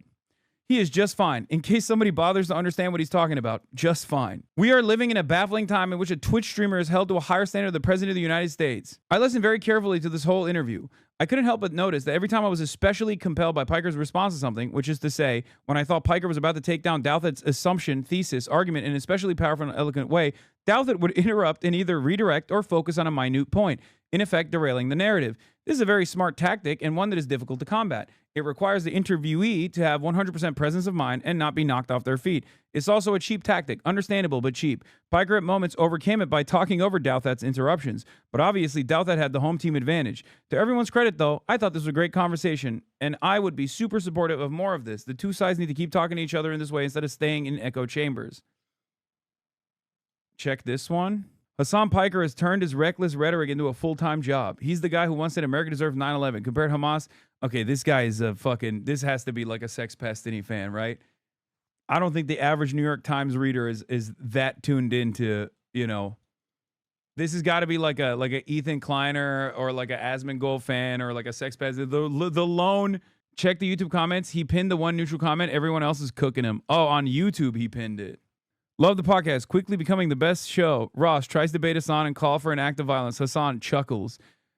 How did growing up in the Middle East radicalize you? This guy's a real piece of work. Nice to see a successful journalist sitting down with an up-and-comer like Ross. This reminds me of why I stopped reading the New York Times in the first place. It's hard to tell if Ross is intentionally misrepresenting Hasan with the explicit intent to deceptively warp his audience's perception, or his worldview is so distorted that he genuinely thinks what he said is true. I don't know which is worse. Insane interview. Ross putting words in Hasan's mouth and basically saying, I don't believe you when you say you don't advocate for violence is embarrassing. Hasan, people are being murdered by health insurance companies because they refuse to provide payment for curable illnesses, diseases, etc. That is structural violence. Ross, I don't know, man. I think you're hyping up the violence. That literally just happened. We just paused it right there. Like literally. That is verbatim a summary of the last 5 minutes of me like thoughtfully trying to describe to him, dude hated you before the interview, now hates you even more after reading those comments. No, I think like this'll work well for him because he got his point across. I think not only did he get his point across, but then also on top of that, he was able to. This will do good numbers. Like he gets good engagement out of this. So I don't think these guys care about that kind of stuff. Though, like yes, I agree. You're doing analysis, and sometimes the analysis people would have celebrated Luigi Mangione, obviously, without you, Hasan Piker, talking about him all the time, right? But I listen to the way you talk about him. Like, you're fascinated by him, too. You're participating in the fascination, and you're doing a thing where you're like, well, you know, I'm not saying violence is good, but you've got to understand that there's other forms of violence in society besides this one, and people who like Mangione, they're saying this violence maybe isn't as bad as that kind of violence. And this just seems to me like you're not the guy who starts the revolution, but you're the violence appreciator. That's sort of how I feel about your Mangione coverage. You're out there, you're appreciating. I wouldn't say that that's fair. It's like, okay, tell me why it's not fair. But the reason why I'm saying I wouldn't say that that's fair is because like I do make it obviously very clear that, and I refer to this over and over again, adventurism and people taking matters into their own hands is a mere reaction to the social contract unwinding in real time in front of us. I don't think this is a good thing. I want to make sure that we have a system that helps everyone. And a part of that is creating the same social stability that existed. Now, you can do that by force, by stamping out dissent and moving in the direction of the Trump administration, or you can try and do that by addressing some of these inequities that exist that do actually harm a lot of people, right? Because I don't think you disagree with my assessment that systems are inherently violent, no matter which way they go, and that, and I assume you understand what I mean when I say like the social murder of tens of thousands of Americans in the process of having their healthcare coverage denied. Like it must interest you as well, right? Because it interests certainly people at CNN and many other mainstream outlets, like why people are doing this. But their reflection on it is, I think it's 100% the case that people had certain people. You want to know why this was a lost cause for Ross? Because I feel like even Elizabeth Warren went on television after, and everyone was like, why are people celebrating Luigi Mangione? We can't understand it. And even Elizabeth Warren was like, why do you think? Like, look at the healthcare system. Like, what do you think is going on in the American healthcare system when people have their care coverage denied? Like, it's over at that point. Like, what do you expect? That's Elizabeth Warren. Elizabeth Warren is never going to say some shit like that. People had terrible experiences with the health insurance bureaucracy. Also, apparently, Ross Douthat defended Pinochet in his Harvard days. And I did not know that, but I mean, that does track. I wonder if did I bring up Pinochet at all in this conversation? Because it did go into numerous directions at times. Had a reaction to. I didn't know that he defended Pinochet, but it does make sense. That is like what you described. I think that's absolutely real, and it says something about the way the system works in America. On the other hand, I also think, and again, because I'm not a socialist utopian, right? I think that there is not this magical alternative where, if we only didn't have nasty politicians who love the rich imposing austerity, everyone would get all the care that they want. I don't think that world exists. I have a lot of personally negative experiences with the American healthcare system. I technically still have chronic Lyme disease, which is a disease that officially doesn't exist. It definitely exists. And I have known a lot of people in that world who have a very specific version of the kind of anger you're describing that's directed towards the medical establishment and how it interacts with insurance companies. And, these are people who've had their lives ruined by this illness that the system does not effectively cover or treat. But it's really important, right, as a society, that if one of my friends who had chronic Lyme disease went out and killed someone who they felt was involved in denying them treatment, and maybe was, right, that you wouldn't that it would be irresponsible for me to do a podcast and be like, man, that person looks badass. I think that would be irresponsible, even if I was appreciating something real. And that's where I think it's not you saying it's really interesting how people have this reaction to it is what I'm challenging or questioning. It's the extent to which, again, you're like, oh, he's an adventurer. It's the propaganda of the deed. He's not an adventurer. He's an adventurist. I think he understands what that means, by the way, because he says propaganda of the deed, so he gets it. Of course, propaganda of the deed would be a more positive association with that sort of thing, whereas adventurism is the Marxist interpretation, which is a negative association with that sort of thing. So obviously, as a Harvard-educated guy, I think he knows. I think he understands that. Man, well, okay, yeah, but a society that has those adventurers is going to be in a lot of trouble pretty quick. I agree. I don't disagree with you on this. I think it's a reflection of the very social fabric that keeps us together and keeps us stable. According to Ross, the proper course of action to respond to Luigi Mangione is to keep watching it happen and do absolutely nothing other than look at each instance of violence and go, that's bad, that's bad, that's bad, that's bad, in perpetuity. You, on the other hand, can go, maybe we can put an end to it, perhaps. Yeah. I mean, it's the same with, like, gun violence. It's the same with gun violence. I feel like I lost my mind a long time ago, constantly trying to make sense of the senseless violence that exists in America, where I was just like, what are we doing? Like, this is insane. Please, some sensible legislation, please. Can we have some sensible legislation, please? Nope. It doesn't make any sense. In real time. America is a very violent country, right? But we have systematized this violence and we have normalized it. And inevitably that violence has also come back to the domestic front, where there's unlimited bloodshed happening at schools. I mean, Charlie Kirk's assassination was the 46th school shooting, technically, a shooting that happened at a school. And then the 47th happened only an hour later in Colorado.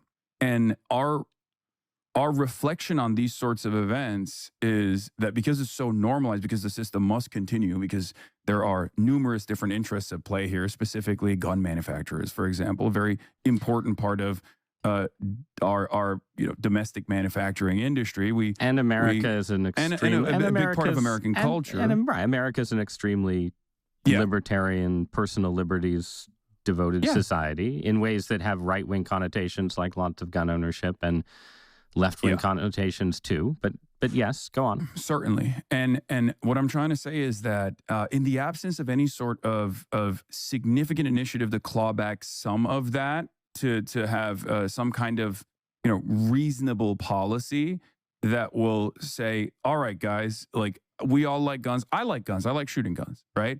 I do not have any sort of gun culture in my development. You began my journey of understanding guns because I was writing about gun control, and I was like, I need to learn about this stuff. But having said that, I still believe that there needs to be reasonable gun safety, reasonable gun control. This is not a call to action to say, like, oh, it's awesome that, like, school shootings are happening, or it's awesome that political assassinations are taking place left and right. No, but nobody. But this is the difference. And but I promise that it's no longer just like random school children that are being killed, is what I mean. The only reason why this is becoming a more significant, more consequential problem in the eyes of many people in the media is because it's no longer people that we can just kind of see as collateral damage and like consider to be invisible. I don't think that's right. First of all, I think that the media has now we start the debate a little bit. A lot of coverage to school shootings. I think it would be strange to say that the media has ignored that issue in any way, shape, or form. Oh no, I think the line, that they ignore it. But I think the line, you're like, the reason people are upset in this case, the reason that people are upset in this particular case, right, is that when school shootings happen, right, there is, except in very online communities, there is not valorization of the school shooters. Nobody calls a school shooter an adventurer, right? And the people, obviously we don't want to live in a world with school shootings, but we especially don't want to live in a world where it seems like people who are sort of in the public scrum, like you, right, are sort of appreciating violence. Like if I'm pro-life. I think abortion is a form of murder. I think if somebody killed an abortionist and I went in the New York Times the next day and tried to write something that was in the vein of what you said about Mangione, and yeah, the difference is abortion is not murder. Okay, that's the difference, and he knows it's not murder. Whereas someone who is dying from a disease that they could prevent, but because it's paywalled, that is seen as actual murder. Having said that, there are plenty of right-wing commentators who have unironically advocated to directly murder doctors. The most famous example of this, of course, is Bill O'Reilly, which I did bring up. I don't know if they actually is in the cut here. I said Bill O'Reilly quite literally did that with a doctor, Dr. Tiller. He called him Tiller, the baby killer. And then one of his fans went to the church that he was at and shot and killed him. I concede writing and talking are different, right? But if I'd done that, it wouldn't be published and I might be fired. Not as a violation of my free speech rights, but because I would be crossing a line of, again, not endorsement, but even just appreciation, like the appreciation of the violent act. I think there's a taboo around that for a reason, and you like pushing at that taboo. I just think that's what you like to do. It's not something that I like to do necessarily, but I want to examine the contradictions of even what you just said, right? You say abortion is murder. I obviously don't agree with that. I'm pro-choice. I think it's a matter of bodily autonomy, and the government shouldn't interfere in this between a medical professional and a woman. Having said that, you get to argue about women's bodily autonomy being potentially removed by making the argument through the systematized version of violence, because I think, as you would probably also recognize, abortion restrictions have come down in numerous states since the decision of Roe v. Wade was overturned. And in the process, women have found themselves in this unique predicament where they can't even get their ectopic pregnancies dealt with because their medical professionals are worried about potential prosecution. This has led to a lot of pain and a lot of torment, and maybe even in some instances, death. When you argue on behalf of the pro-life position, you don't have to say, like Bill O'Reilly did, Tiller, the baby killer, and then someone goes out and actually shoots a doctor. You can simply say, I'm not putting words in your mouth. I don't know what your position is on or your advocacy around abortion, but someone of this mindset can easily just advocate for the harm that is done to millions of Americans, potentially, without uttering a single word that could be considered remotely violent by the broadest subsects of American society. Right. So you're right. This is right. No,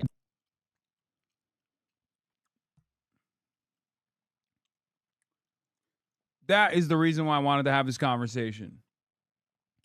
The asymmetry that exists with the ways in which the right get to dominate the narrative, dominate violent rhetoric, and say violent with regular frequency. Charlie Kirk was a great example of this.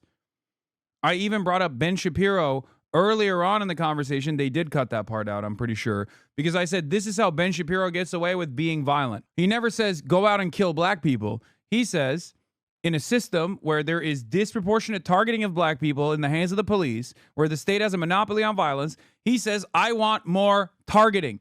I want more police targeting in black communities because they're poor and because they're violent communities that need to be targeted. He doesn't have to say that these are violent thugs, even though he does from time to time, or he doesn't have to directly do a call to action in the same vein that like a Klansman does. He can just lean on the pre-existing violent constructs. That's what I said about Ben Shapiro in this conversation. I don't know if they kept it, because that was the main point that I was trying to put forward. That is my main proposition.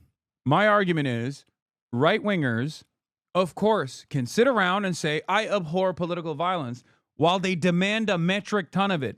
And when people respond to that now and say, that's fascist, because that is the most like understandable, like most understood form of serialized, systematized violence is fascism. It's the type of violent systems that we here in America, luckily, right now, we're still anti-fascist somewhat, look at and say, that's violent.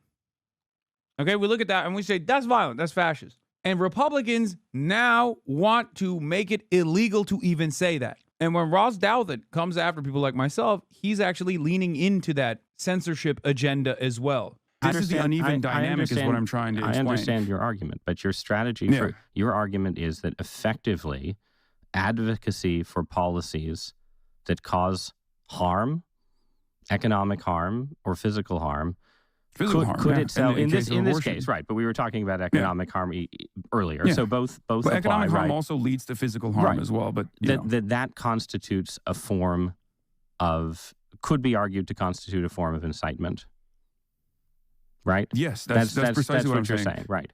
Yeah, and that's actually the argument with policing, right? But so policing is a necessary institution. But then why people can just point to it and demand more of it? But that in that demand, they're technically demanding more of the unreasonable outcomes and the unjustifiable outcomes of policing that lead to, for example, the death of George Floyd, right? Right, or numerous other cases. But this analogy is itself part of why people think you are normalizing the things that are taboo, which again would include right-wing forms of violence. But if your theory is all of these things are incitement, if you support... He's about to say you're a hypocrite, but he doesn't understand you have your own moral compass. Yeah, I mean, I think he's like gearing up to be like, well, that's what you do. Like you're saying that, right-wingers are doing this. That's what you do. And I'm saying, yeah, my job is to describe that is wrong. That's what I'm doing. That's why I think it was important that I laid out initially that like politics is about the distribution of resources and power. And one of the key components of the distribution of power is the distribution of violence. Like who gets to do it, who gets to be on the receiving end of violence.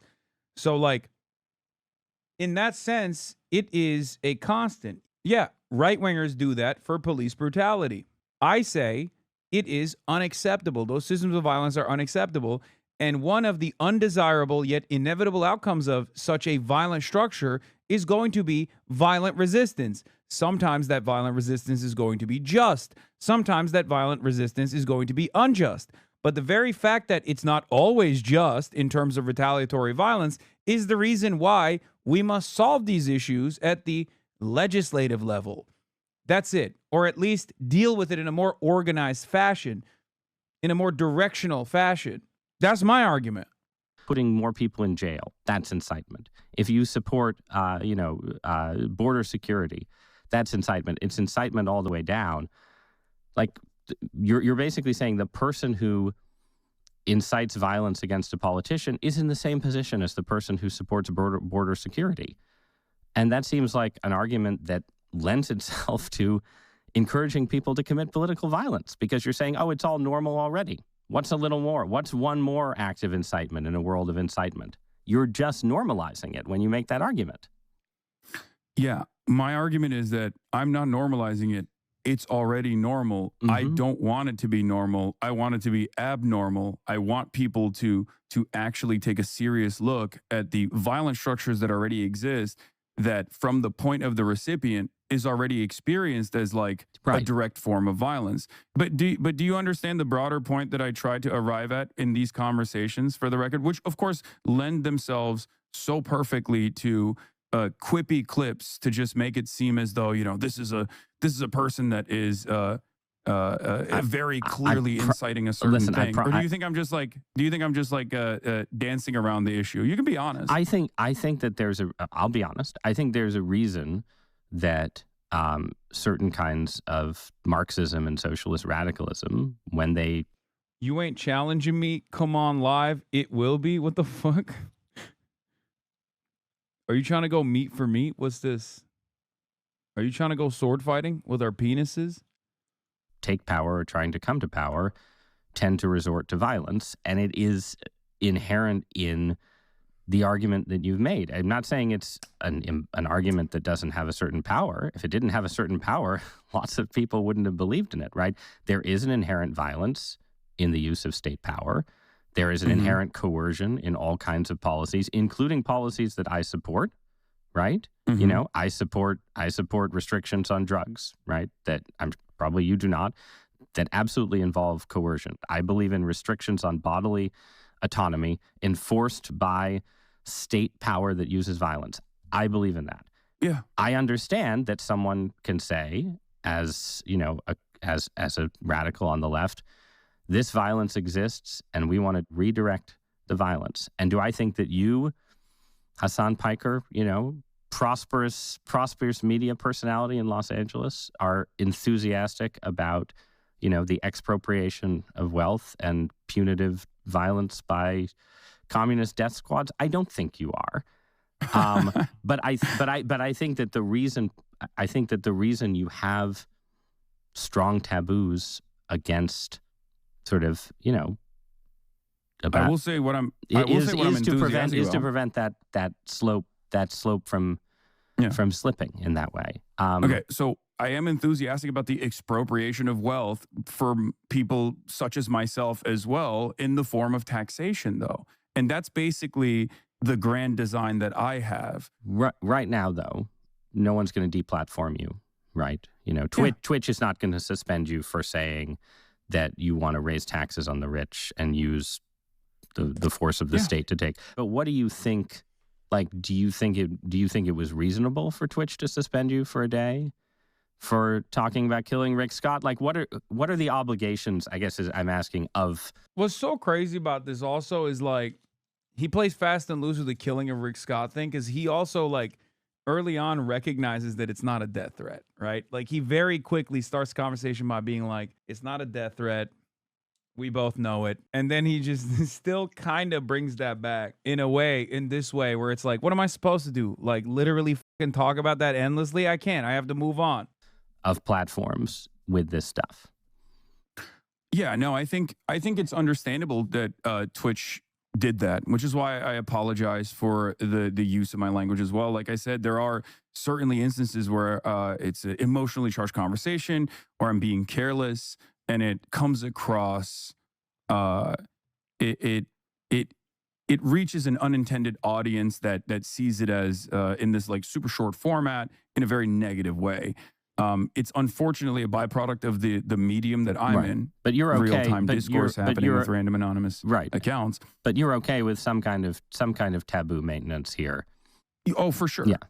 In order for normal discourse to flourish, obviously, some kind of terms of service need to be implemented. You know, like a direct call to violence is, of course, going to be considered unacceptable. I totally understand that. Even if it's like being made in jest, or even if it's like being misunderstood in that moment without the appropriate context. Yeah. Having said that, however, if we're talking about like broader things, and we didn't really get to talk about this a lot, but a deplatforming initiative has taken place on Twitch and on numerous other platforms, mostly championed by the ADL and some other actors as well, because of my consistent anti-Zionist advocacy. I am an avowed anti-Zionist. I openly say it. I have also spent all of my professional career combating anti-Semitism, which has grown in this country as well. And yet a lot of these organizations, I think, and a lot of people have falsely maligned and smeared me as an anti-Semite despite my advocacy against anti-Semitism. So this brings us to the last area I want to talk about. Yeah. You've mentioned a few times growing up in Turkey. Mm-hmm. Just talk about for a minute your background in the Middle East and how it shaped your politics. How it radicalized you might be a good way of putting it. Yeah, I mean, I have, I think, a very different opinion about American foreign policy than the average American has due to the fact that I didn't grow up in America. I had more proximity or a closeness to, I guess, the recipient of American violence and American intervention, being someone who grew up in Turkey. And yes, bro, Middle East is a wild way to talk about it, but it is what it is. Come on. Therefore, my starting position is very different to the way that the American world police narrative was designed in the United States of America, admonishing its enemies, making them seem as though they're barbaric and deserving of some kind of direct military intervention. These are things that I obviously consider to be not only wrong but also incredibly consequential. This kind of sentiment was incredibly consequential for people who had to live in these countries and had to be victims to boots on the ground military warfare and even the drone wars that greatly escalated under Obama. What do you think about the government of Turkey? I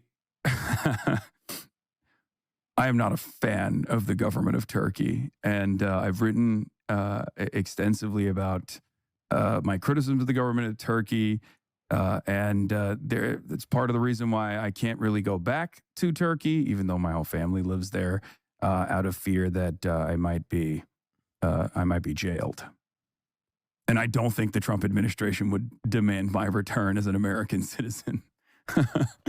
I'm curious how you think about how left-wing politics and Middle Eastern culture and Islamic politics fit together. And I understand you're not a Muslim. You don't consider yourself a Muslim and so on, right? But I say I'm a Muslim. But you're culturally because, right. You're I'm culturally Muslim in the same way Muslim. Many secular Jews are right. Jewish, or many American Protestants say that they're Christian, but they're not really. Right. So I'm going to ask you for a take, and based on that background, because I'm really interested in the ways that sort of he's going to say Islamagoshism, dude. The mind of an American right winger that is like an intellectual version is so funny, because the intellectual version of the American right is Ross Douthat, right? And that is literally the perspective that he's about to describe here is like the average racist in France, okay, down the street. Because he is trying to intellectualize Islamagoshism, okay? Islamo-Marxism, Islamo-leftism. This is like the hot European bigoted sentiment. In America, we look at that as like an advanced version, an intellectual version, an intellectual man, a thinking man's way of saying Mohammedan.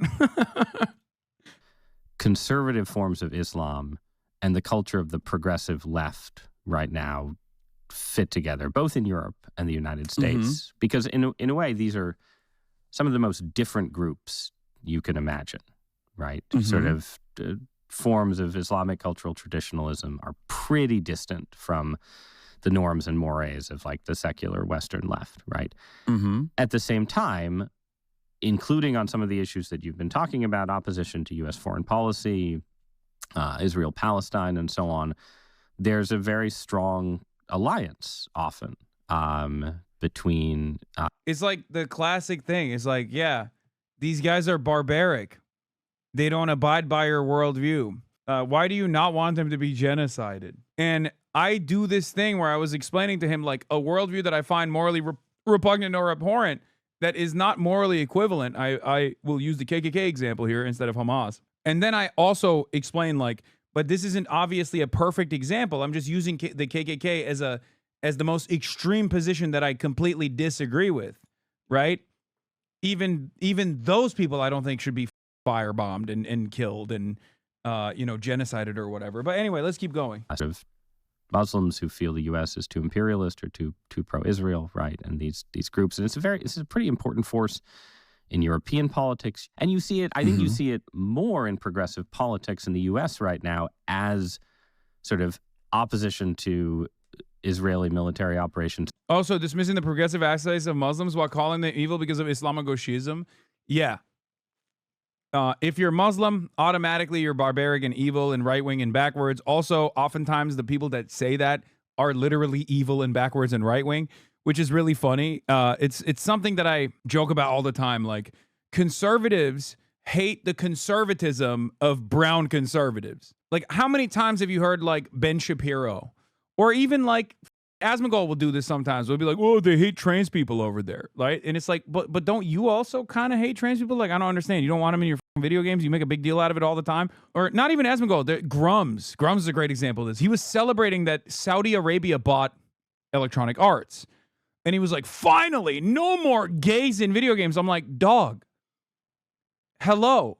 Do you hear yourself? You're saying, like, awesome. Now it's like the Saudi kingdom, which is perhaps the most, like, fundamentalist, long-standing form of monarchy, will now control the cultural output of this formerly beloved, not really, but, you know, this otherwise, like, Western enterprise, and you think it's, like, awesome. You're basically saying, like, oh, no, it's cool. Like, I want the Taliban to own EA Sports, like, that's, or EA in general, because, like, that, I hate the gay people in the same way that, like, I think the Saudi government hates gay people. Is that the argument? Like, that's what you're honestly saying? Okay, cool. Thank you for being honest, I guess. And that has become more and more of a litmus test. Which, by the way, no one is gonna. Saudi Arabia is not gonna make. Is not gonna do an anti-woke initiative for EA. They don't give a shit. They just want to diversify their portfolio. People are so stupid. Yeah, I'm just curious if you have thoughts on, like, how that fits together. These two very different, very culturally different groups having a kind of alliance of, is it alliance of convenience? Is it something more? What do you think about that? Super easy to explain. I disagree vehemently with the Klan. I don't want Arkansas to be firebombed into oblivion. I don't want the children of Klans members to be killed at their schools.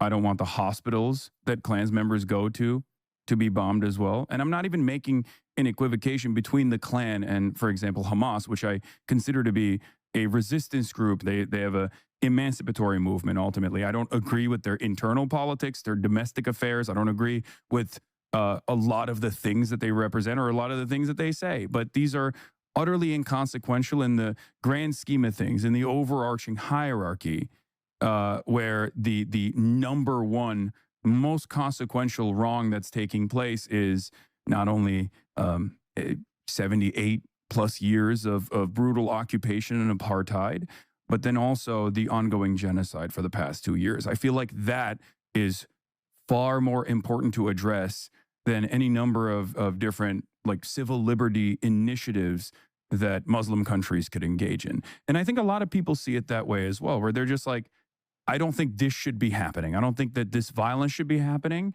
And we need to solve that first and foremost. It's not necessarily that leftists in the West are like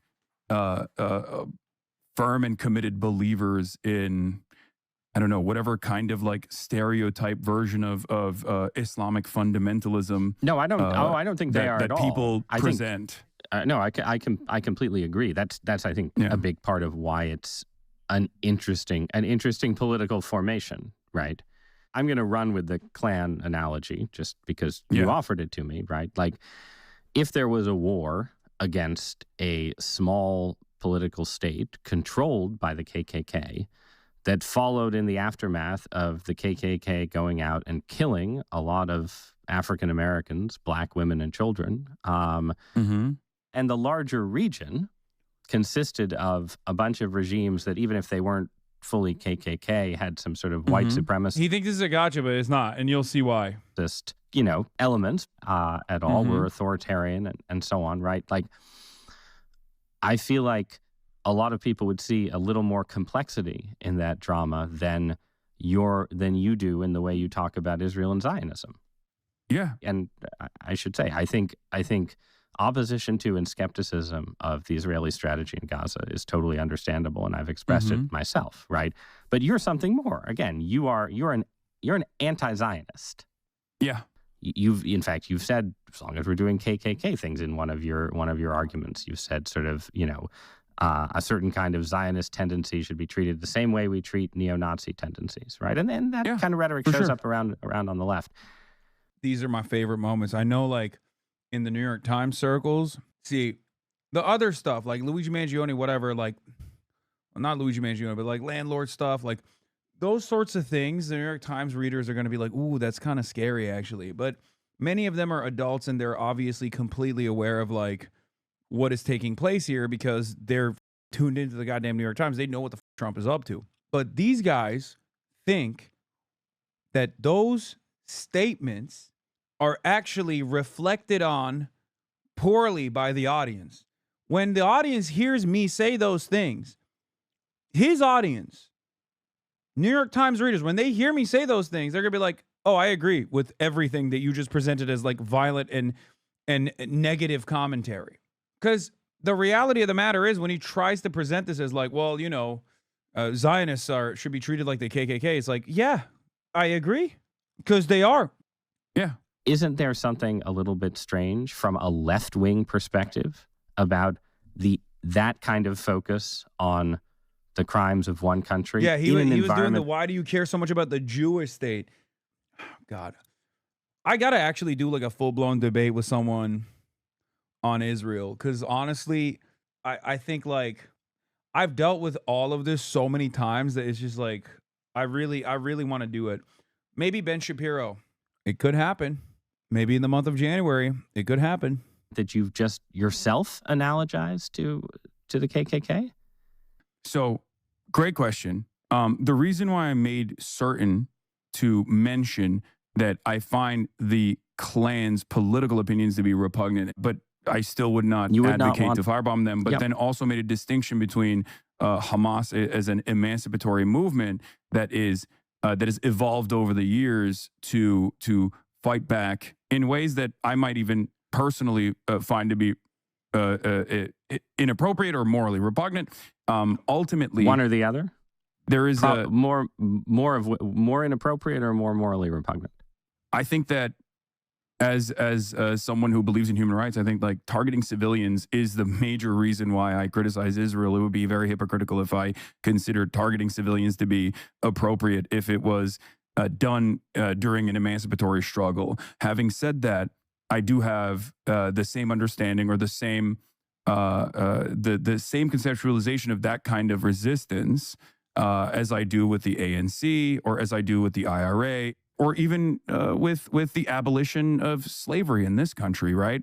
The reason why I don't think it's an apt analogy to compare the KKK to Hamas beyond like disagreements and enforcement is because the Klan has not been dominated or the Klan itself has not existed under a brutal structure of like black supremacy that wiped them out. This is the reason why I don't think the comparison is apt in that regard, because I do agree with Palestinian liberation as a concept, whereas I would liken the Klan's operations or their worldview to the same kind of ethno-religious supremacy that is baked into Zionism as well, and the exterminationist policies, I think, that also exist within Zionism as well. So the Klan is a closer analogy when it formalizes and it turns into a system of violence to what Israel is doing. This is why I'm also not shy about making comparisons to even Nazi Germany, which a lot of people, I think, maybe a couple of years ago, even myself, would shy away from doing. Yeah, I mean, I think those comparisons are not really persuasive at all if you actually read about the things that the Nazis. I have. This is where it gets a little bit more heated because this is where he goes into New York Times mode, okay, where he's like, okay, burp, burp, must defend Israel. Did on the Eastern Front and compare them to, whatever war crimes you accuse Israel of. Those comparisons seem pretty faulty to me. And they seem faulty in a way that, again, I think yields a kind of unique scapegoating of a Zionist state within the wider range of... There's fundamentally no difference to a Klan cross burning in a black family's yard versus settlers spray painting Jewish star on a Palestinian home. Straight the fuck up, of course. And that's just the settler violence, which is again backed by the state in the same way that the Klan was backed by the state as well, or at least the state was turning a blind eye to. I would go so far as to say that, like, I mean, no, actually, it's a great comparison, but we're not even talking about, when we're talking about fucking Gaza, obviously, then the comparison goes away from the Klan to Nazi Germany.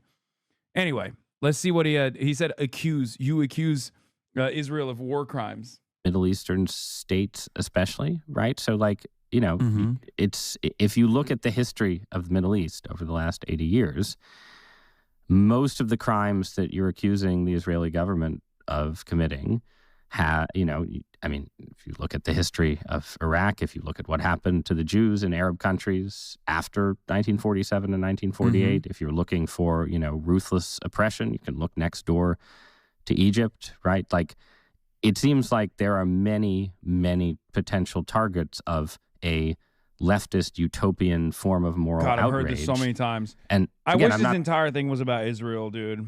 I could talk about that for fucking hours.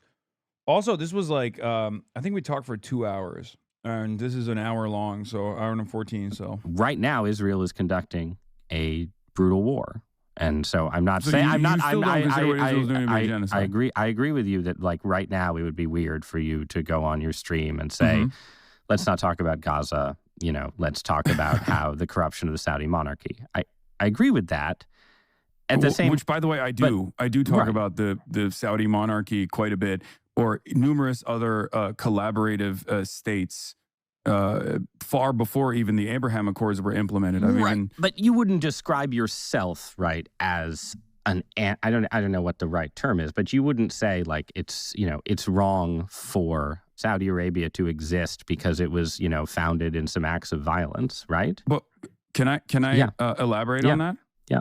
I would say that it is utterly inappropriate and wrong if there were exclusionary practices, and some of this does exist in the Muslim states that we're talking about, where there was no allowance for example, Jews to come and live in these countries, right?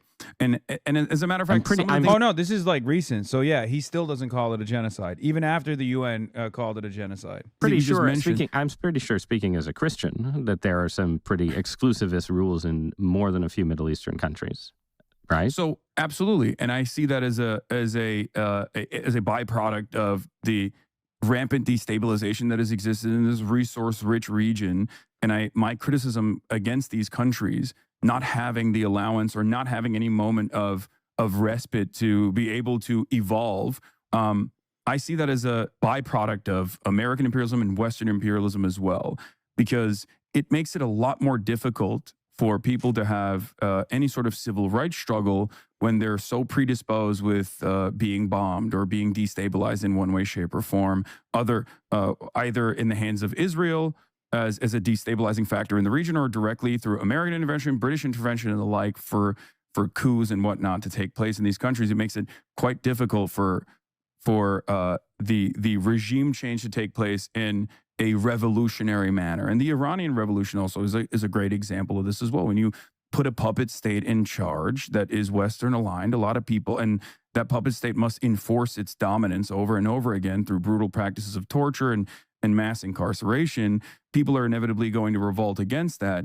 And what I have seen in my experience as someone growing up in Turkey, more often than not, the people that actually find themselves the most earnest anti-Western figures, the people that these resentful populations can unite behind, oftentimes actually wear fundamentalism as a way to show how anti-Western they are. And this is the reason why some of these, like, despotic regimes actually end up taking power. But you wouldn't extend, it seems to me like you wouldn't extend that kind of structural argument and narrative to the Israelis, right? You're like, well, to a certain degree, I do, but Israel's the colonial power in this situation. So yes, there's a difference between victims of settler colonialism versus those who are doing settler colonialism. And there's certainly a difference between people who have experienced colonialism or war and the destabilizing nature of war itself, or even CIA intervention, like in the case with Iran, are obviously going to have revolutionary movements that are going to have fundamentalist leaders, because those are the earnest anti-Western figures. Israel is not a comparison that you can make with Iran, because Israel's fundamentalism is similar to America's fundamentalism, which I think I brought up here as well, where I talk about Israel growing in its hate because of its refusal to examine the inherent contradiction of the humanity of Palestinians that they always have to dehumanize and then forcibly excise from the land. You know, there's so No, much. There's I Western do. imperialism. You know, there's war. There's violence. This is how the Middle East, ends up with dictators and theocrats. Okay, the state of Israel has been surrounded by countries that deny its right to exist, have invaded it repeatedly, and Yeah. He said Israel was too busy killing Palestinians to have a civil rights evolution to respect Palestinians. I know, that's nuts. I don't think, and yet that narrative to you does not inspire any sympathy. Cringe Lord, thank you for the 50. Israelis. Because yes they're and no. winning. Because they're currently winning. It's incorrect to say that my analysis does not factor in like externalities or resistance against like Israel's incursions, for example. Ultimately, it goes back to, did the Palestinians have good reason to say we oppose this? The war wouldn't have happened if Hamas commit mass murder. Hamas or ISIS. Can you not see that? And Ben Shapiro wouldn't waste his time on you knowing you're brainwashed to think Palestine are the divine. Well, I mentioned Ben Shapiro on purpose because he is going to waste his time on me. XO Sophie, XO. You can go back hundreds of years, and they always started their own wars with 5 Jewish countries. You know what's really funny about this, by the way? This is a damn near verbatim, identical argument against, like, Muslims that Nazis used against the Jews, dude. That's what's so crazy to me. Jewish Nazis straight up took what anti-Jewish Nazis were saying about Jews and made it their own thing. This is literally verbatim the 109 countries narrative.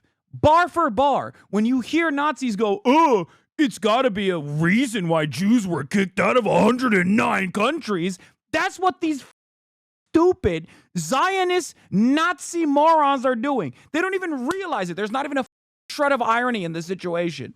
Not even a little bit of an irony. Like, you don't even understand it. You don't understand that you are literally a neo-Nazi, okay? You are a Jewish neo-Nazi. How is this so difficult to comprehend? You're saying that about Muslims. There's a reason why nobody wants the Palestinians. I feel like half of the people that were sitting in like Holocaust studies were taking notes to be like, this is the most scary shit I've ever heard.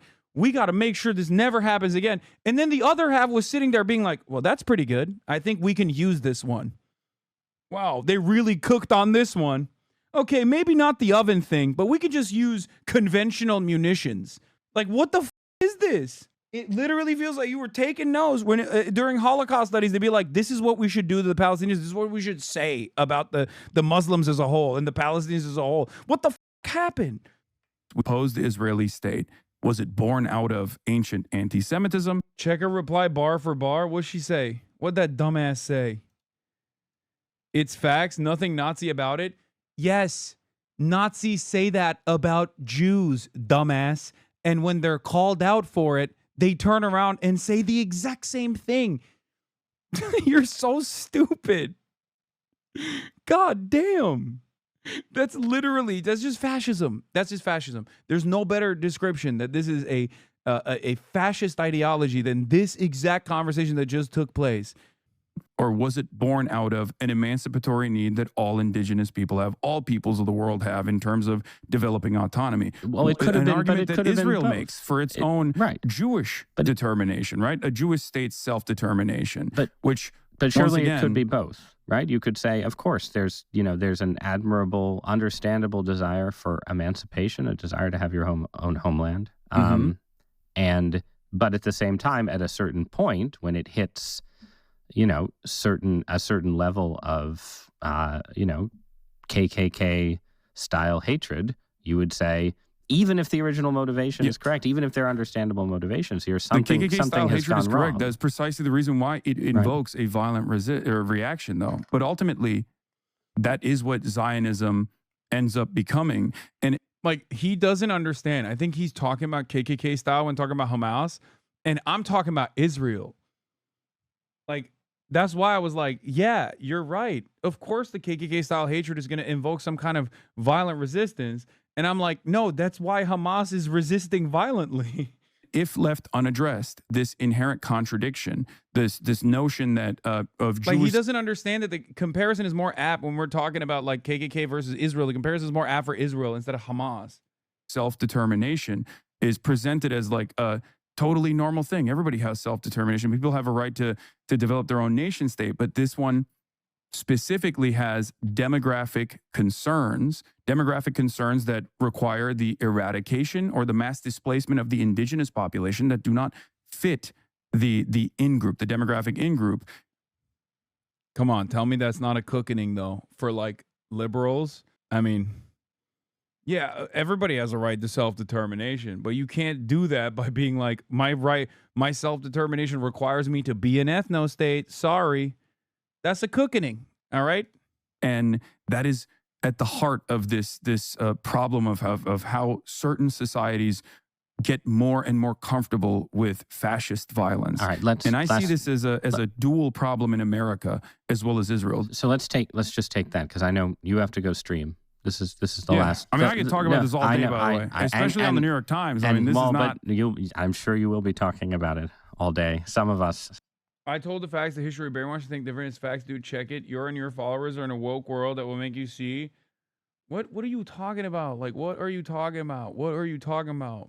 Dude, you literally said Palestinians are getting kicked out all the time. Arabs are the ones who always start the wars. And you're straight up using Nazi rhetoric when talking about Jews. Like, this is what Nazis say about Jews. If that's not enough for you, I don't know what else to say. You're wrong. You're wrong. You're just straight up wrong. Jewish people were not, or Jewish people were there. 2% of the population in Palestine was Jewish, but Jewish people did not like materialize there. And then all of a sudden, everyone was like, whoa, what the f***? Like, we have to purge the Jews because we're anti-Semitic. Like, that's not how this happened, okay? It was a settler colonial occupation deliberately designed to slowly but surely, through a process of aliyahs, through a process of immigration initially, pilgrimages, in the same way that like the early colonists did in the United States of America, came in and caused a lot of chaos. The indigenous population understandably resisted against it. There were riots and protests and whatnot. Some of that even turned bloody and deadly. But ultimately, the colonial power pulled back and the Zionist brigades took over and mass slaughtered and then ethnically cleansed the Palestinians. Oh, God, I can't believe we're doing this. Too scared to read the whole thing. 99% of the population think the way I do. Dude, you are literally schizo. Straight up, no one agrees with you. The overwhelming majority of the population is anti-Israel, and a scary percentage of the population is now also anti-Semitic as well. They're not even just anti-Israel. They are unimaginably anti-Semitic too. And a lot of dumb, I don't even know where they exist, but they just straight up think that that's not the case. She's defo in Israel, and in that case, she's right. Yeah, the only place on the planet where that position is the majority position is Israel. That's it. Some of us, though, don't have the same stamina. So I'm just going to ask a last question off that point, right? You're talking about parallels between the Israeli situation and the U.S. situation. You know, you're talking about, you know, the idea that the Israeli situation represents fascism facing resistance.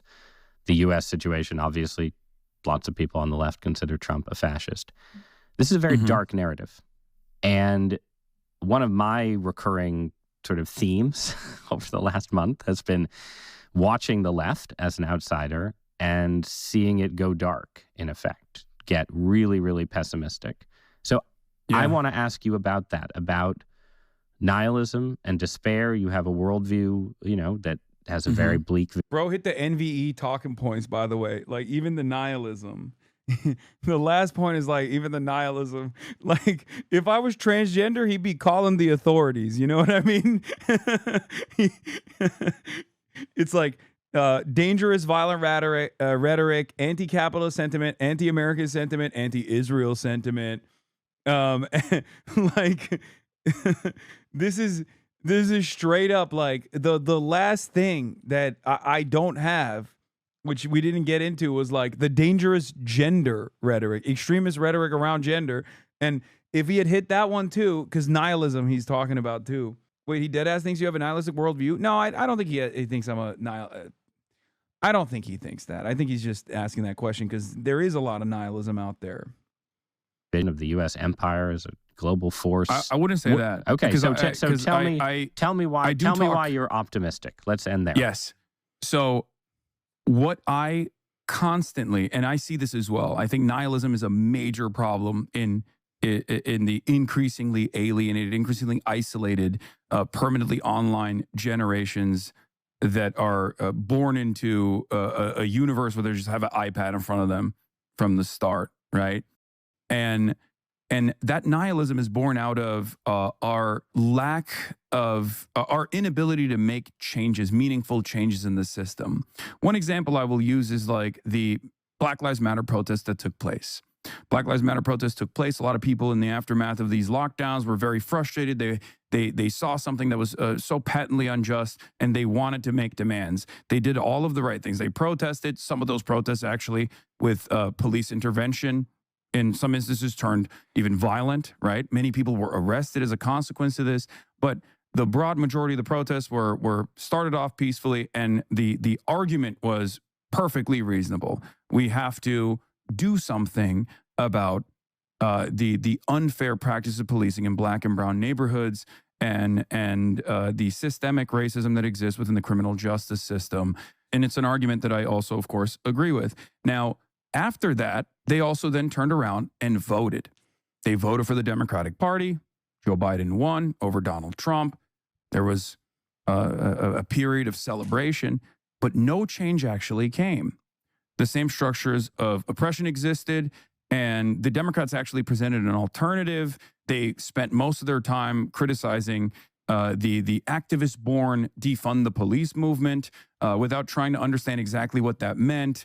Basically, for the political normie, they did everything by the book. And no. Blake Neff, this doubt that Hasan Piker interview is deranged. Look, I'll just summarize it. The structural violence of equity. Yeah, that's the kind of term you hear 10 minutes before a commissar shoots you in the head. Okay, dude, keep fantasizing. Okay, producer for the Charlie Kirk show. What am I supposed to do with this? Like, that's just your fantasy. You have derived a fantastical narrative, a hysterical narrative off of this conversation. That's not my fault. How am I supposed to literally be like, well, I guess you have a sincere fear here. Go ahead, sir. Lock me up. Like, what do you mean? No change came. What do you expect in the aftermath of that but nihilism? But my solution to that has always been to maintain revolutionary optimism. I tell people not to succumb to nihilism all the time. I tell people to maintain revolutionary optimism.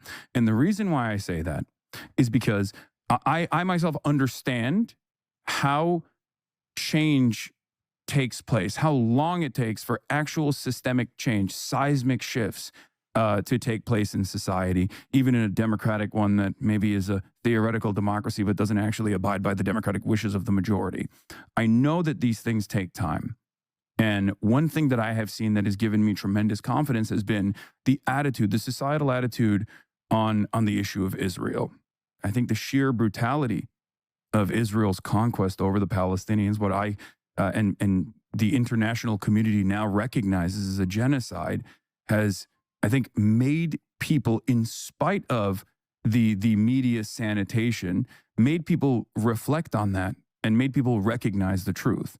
So that actually gives me a little bit of hope that I think people do have the capacity to see exactly what's going on and have the capacity to recognize right from wrong and to demand change, no matter how impossible said change feels.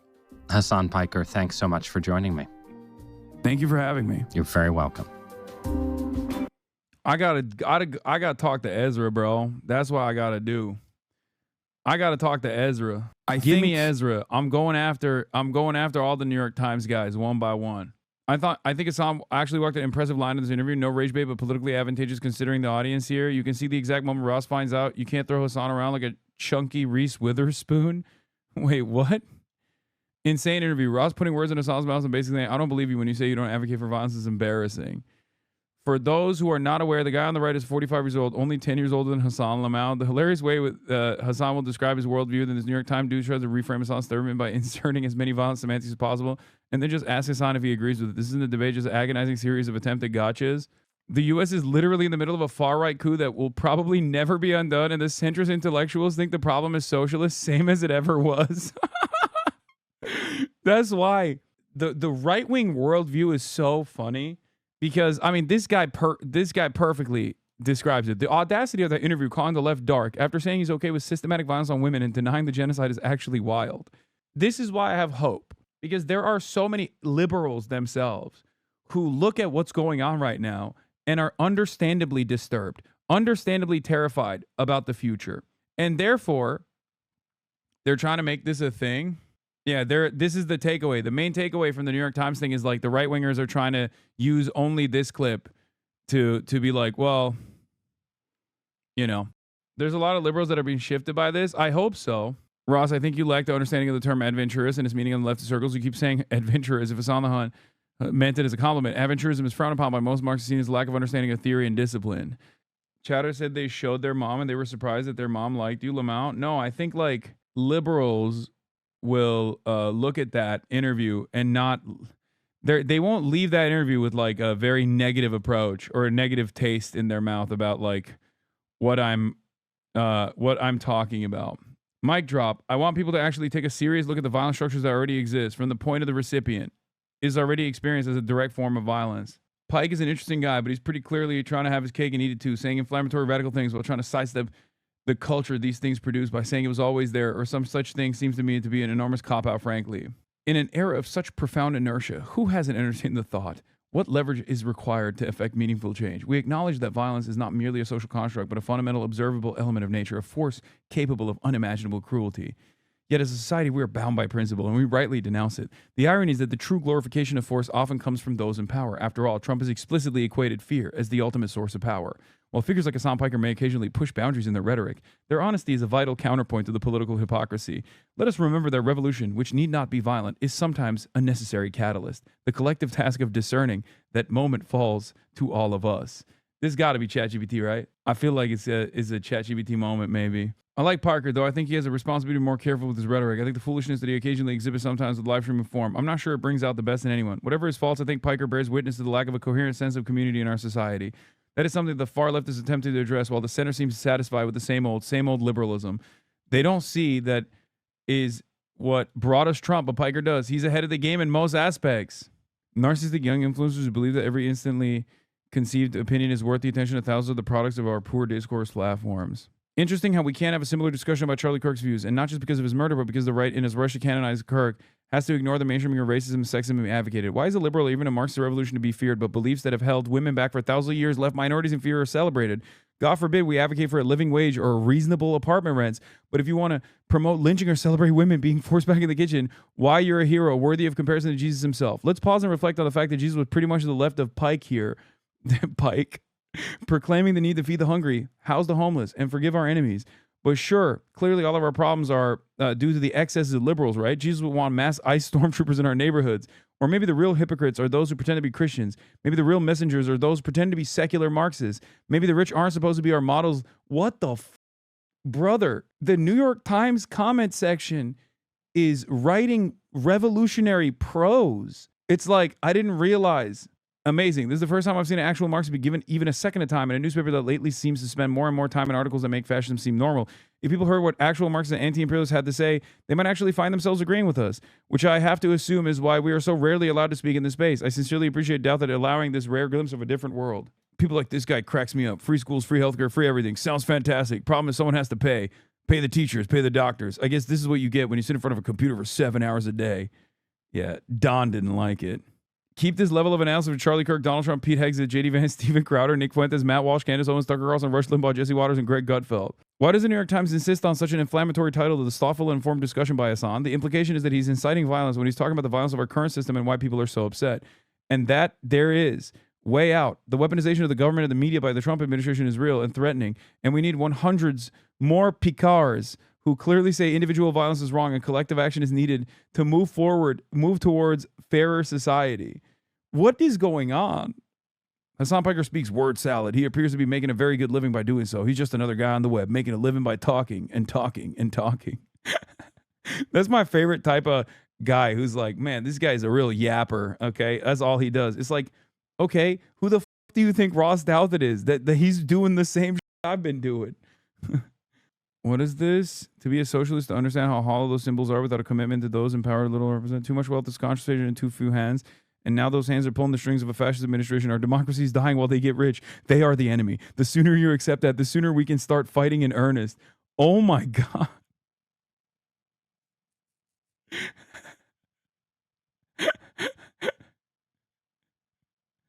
What is happening? New York Times comment section being like, we must engage in agitative propaganda in our lives in order to foment a revolutionary sentiment in the proletarian now, not tomorrow, but now. We must not wait. I am taking action immediately. This Penn lecturer is full of himself. I listened to the first 20 minutes or so of Ross Douthat, stopping at the point where he becomes clear he has no understanding of politics at all. Senior lecturer in political science at Penn.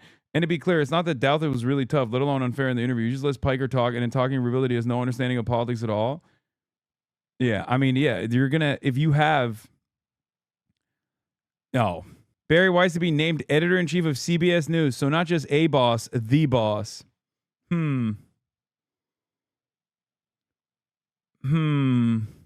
Oh, this is my favorite type of, he hates Trump because of populism. These guys love talking about populism.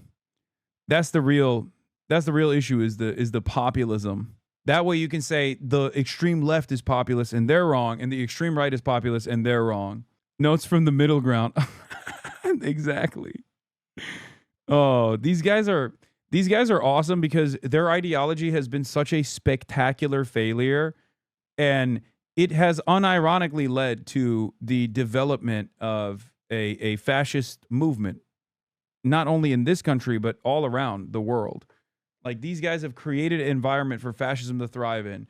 And now they just have to sit there and still yell at the left and be like, well, the left is radical too. They're also radical too. I promise. This is what you're doing to the New York Times audience. I know exactly what this clip is. I knew it. You will be brainwashed.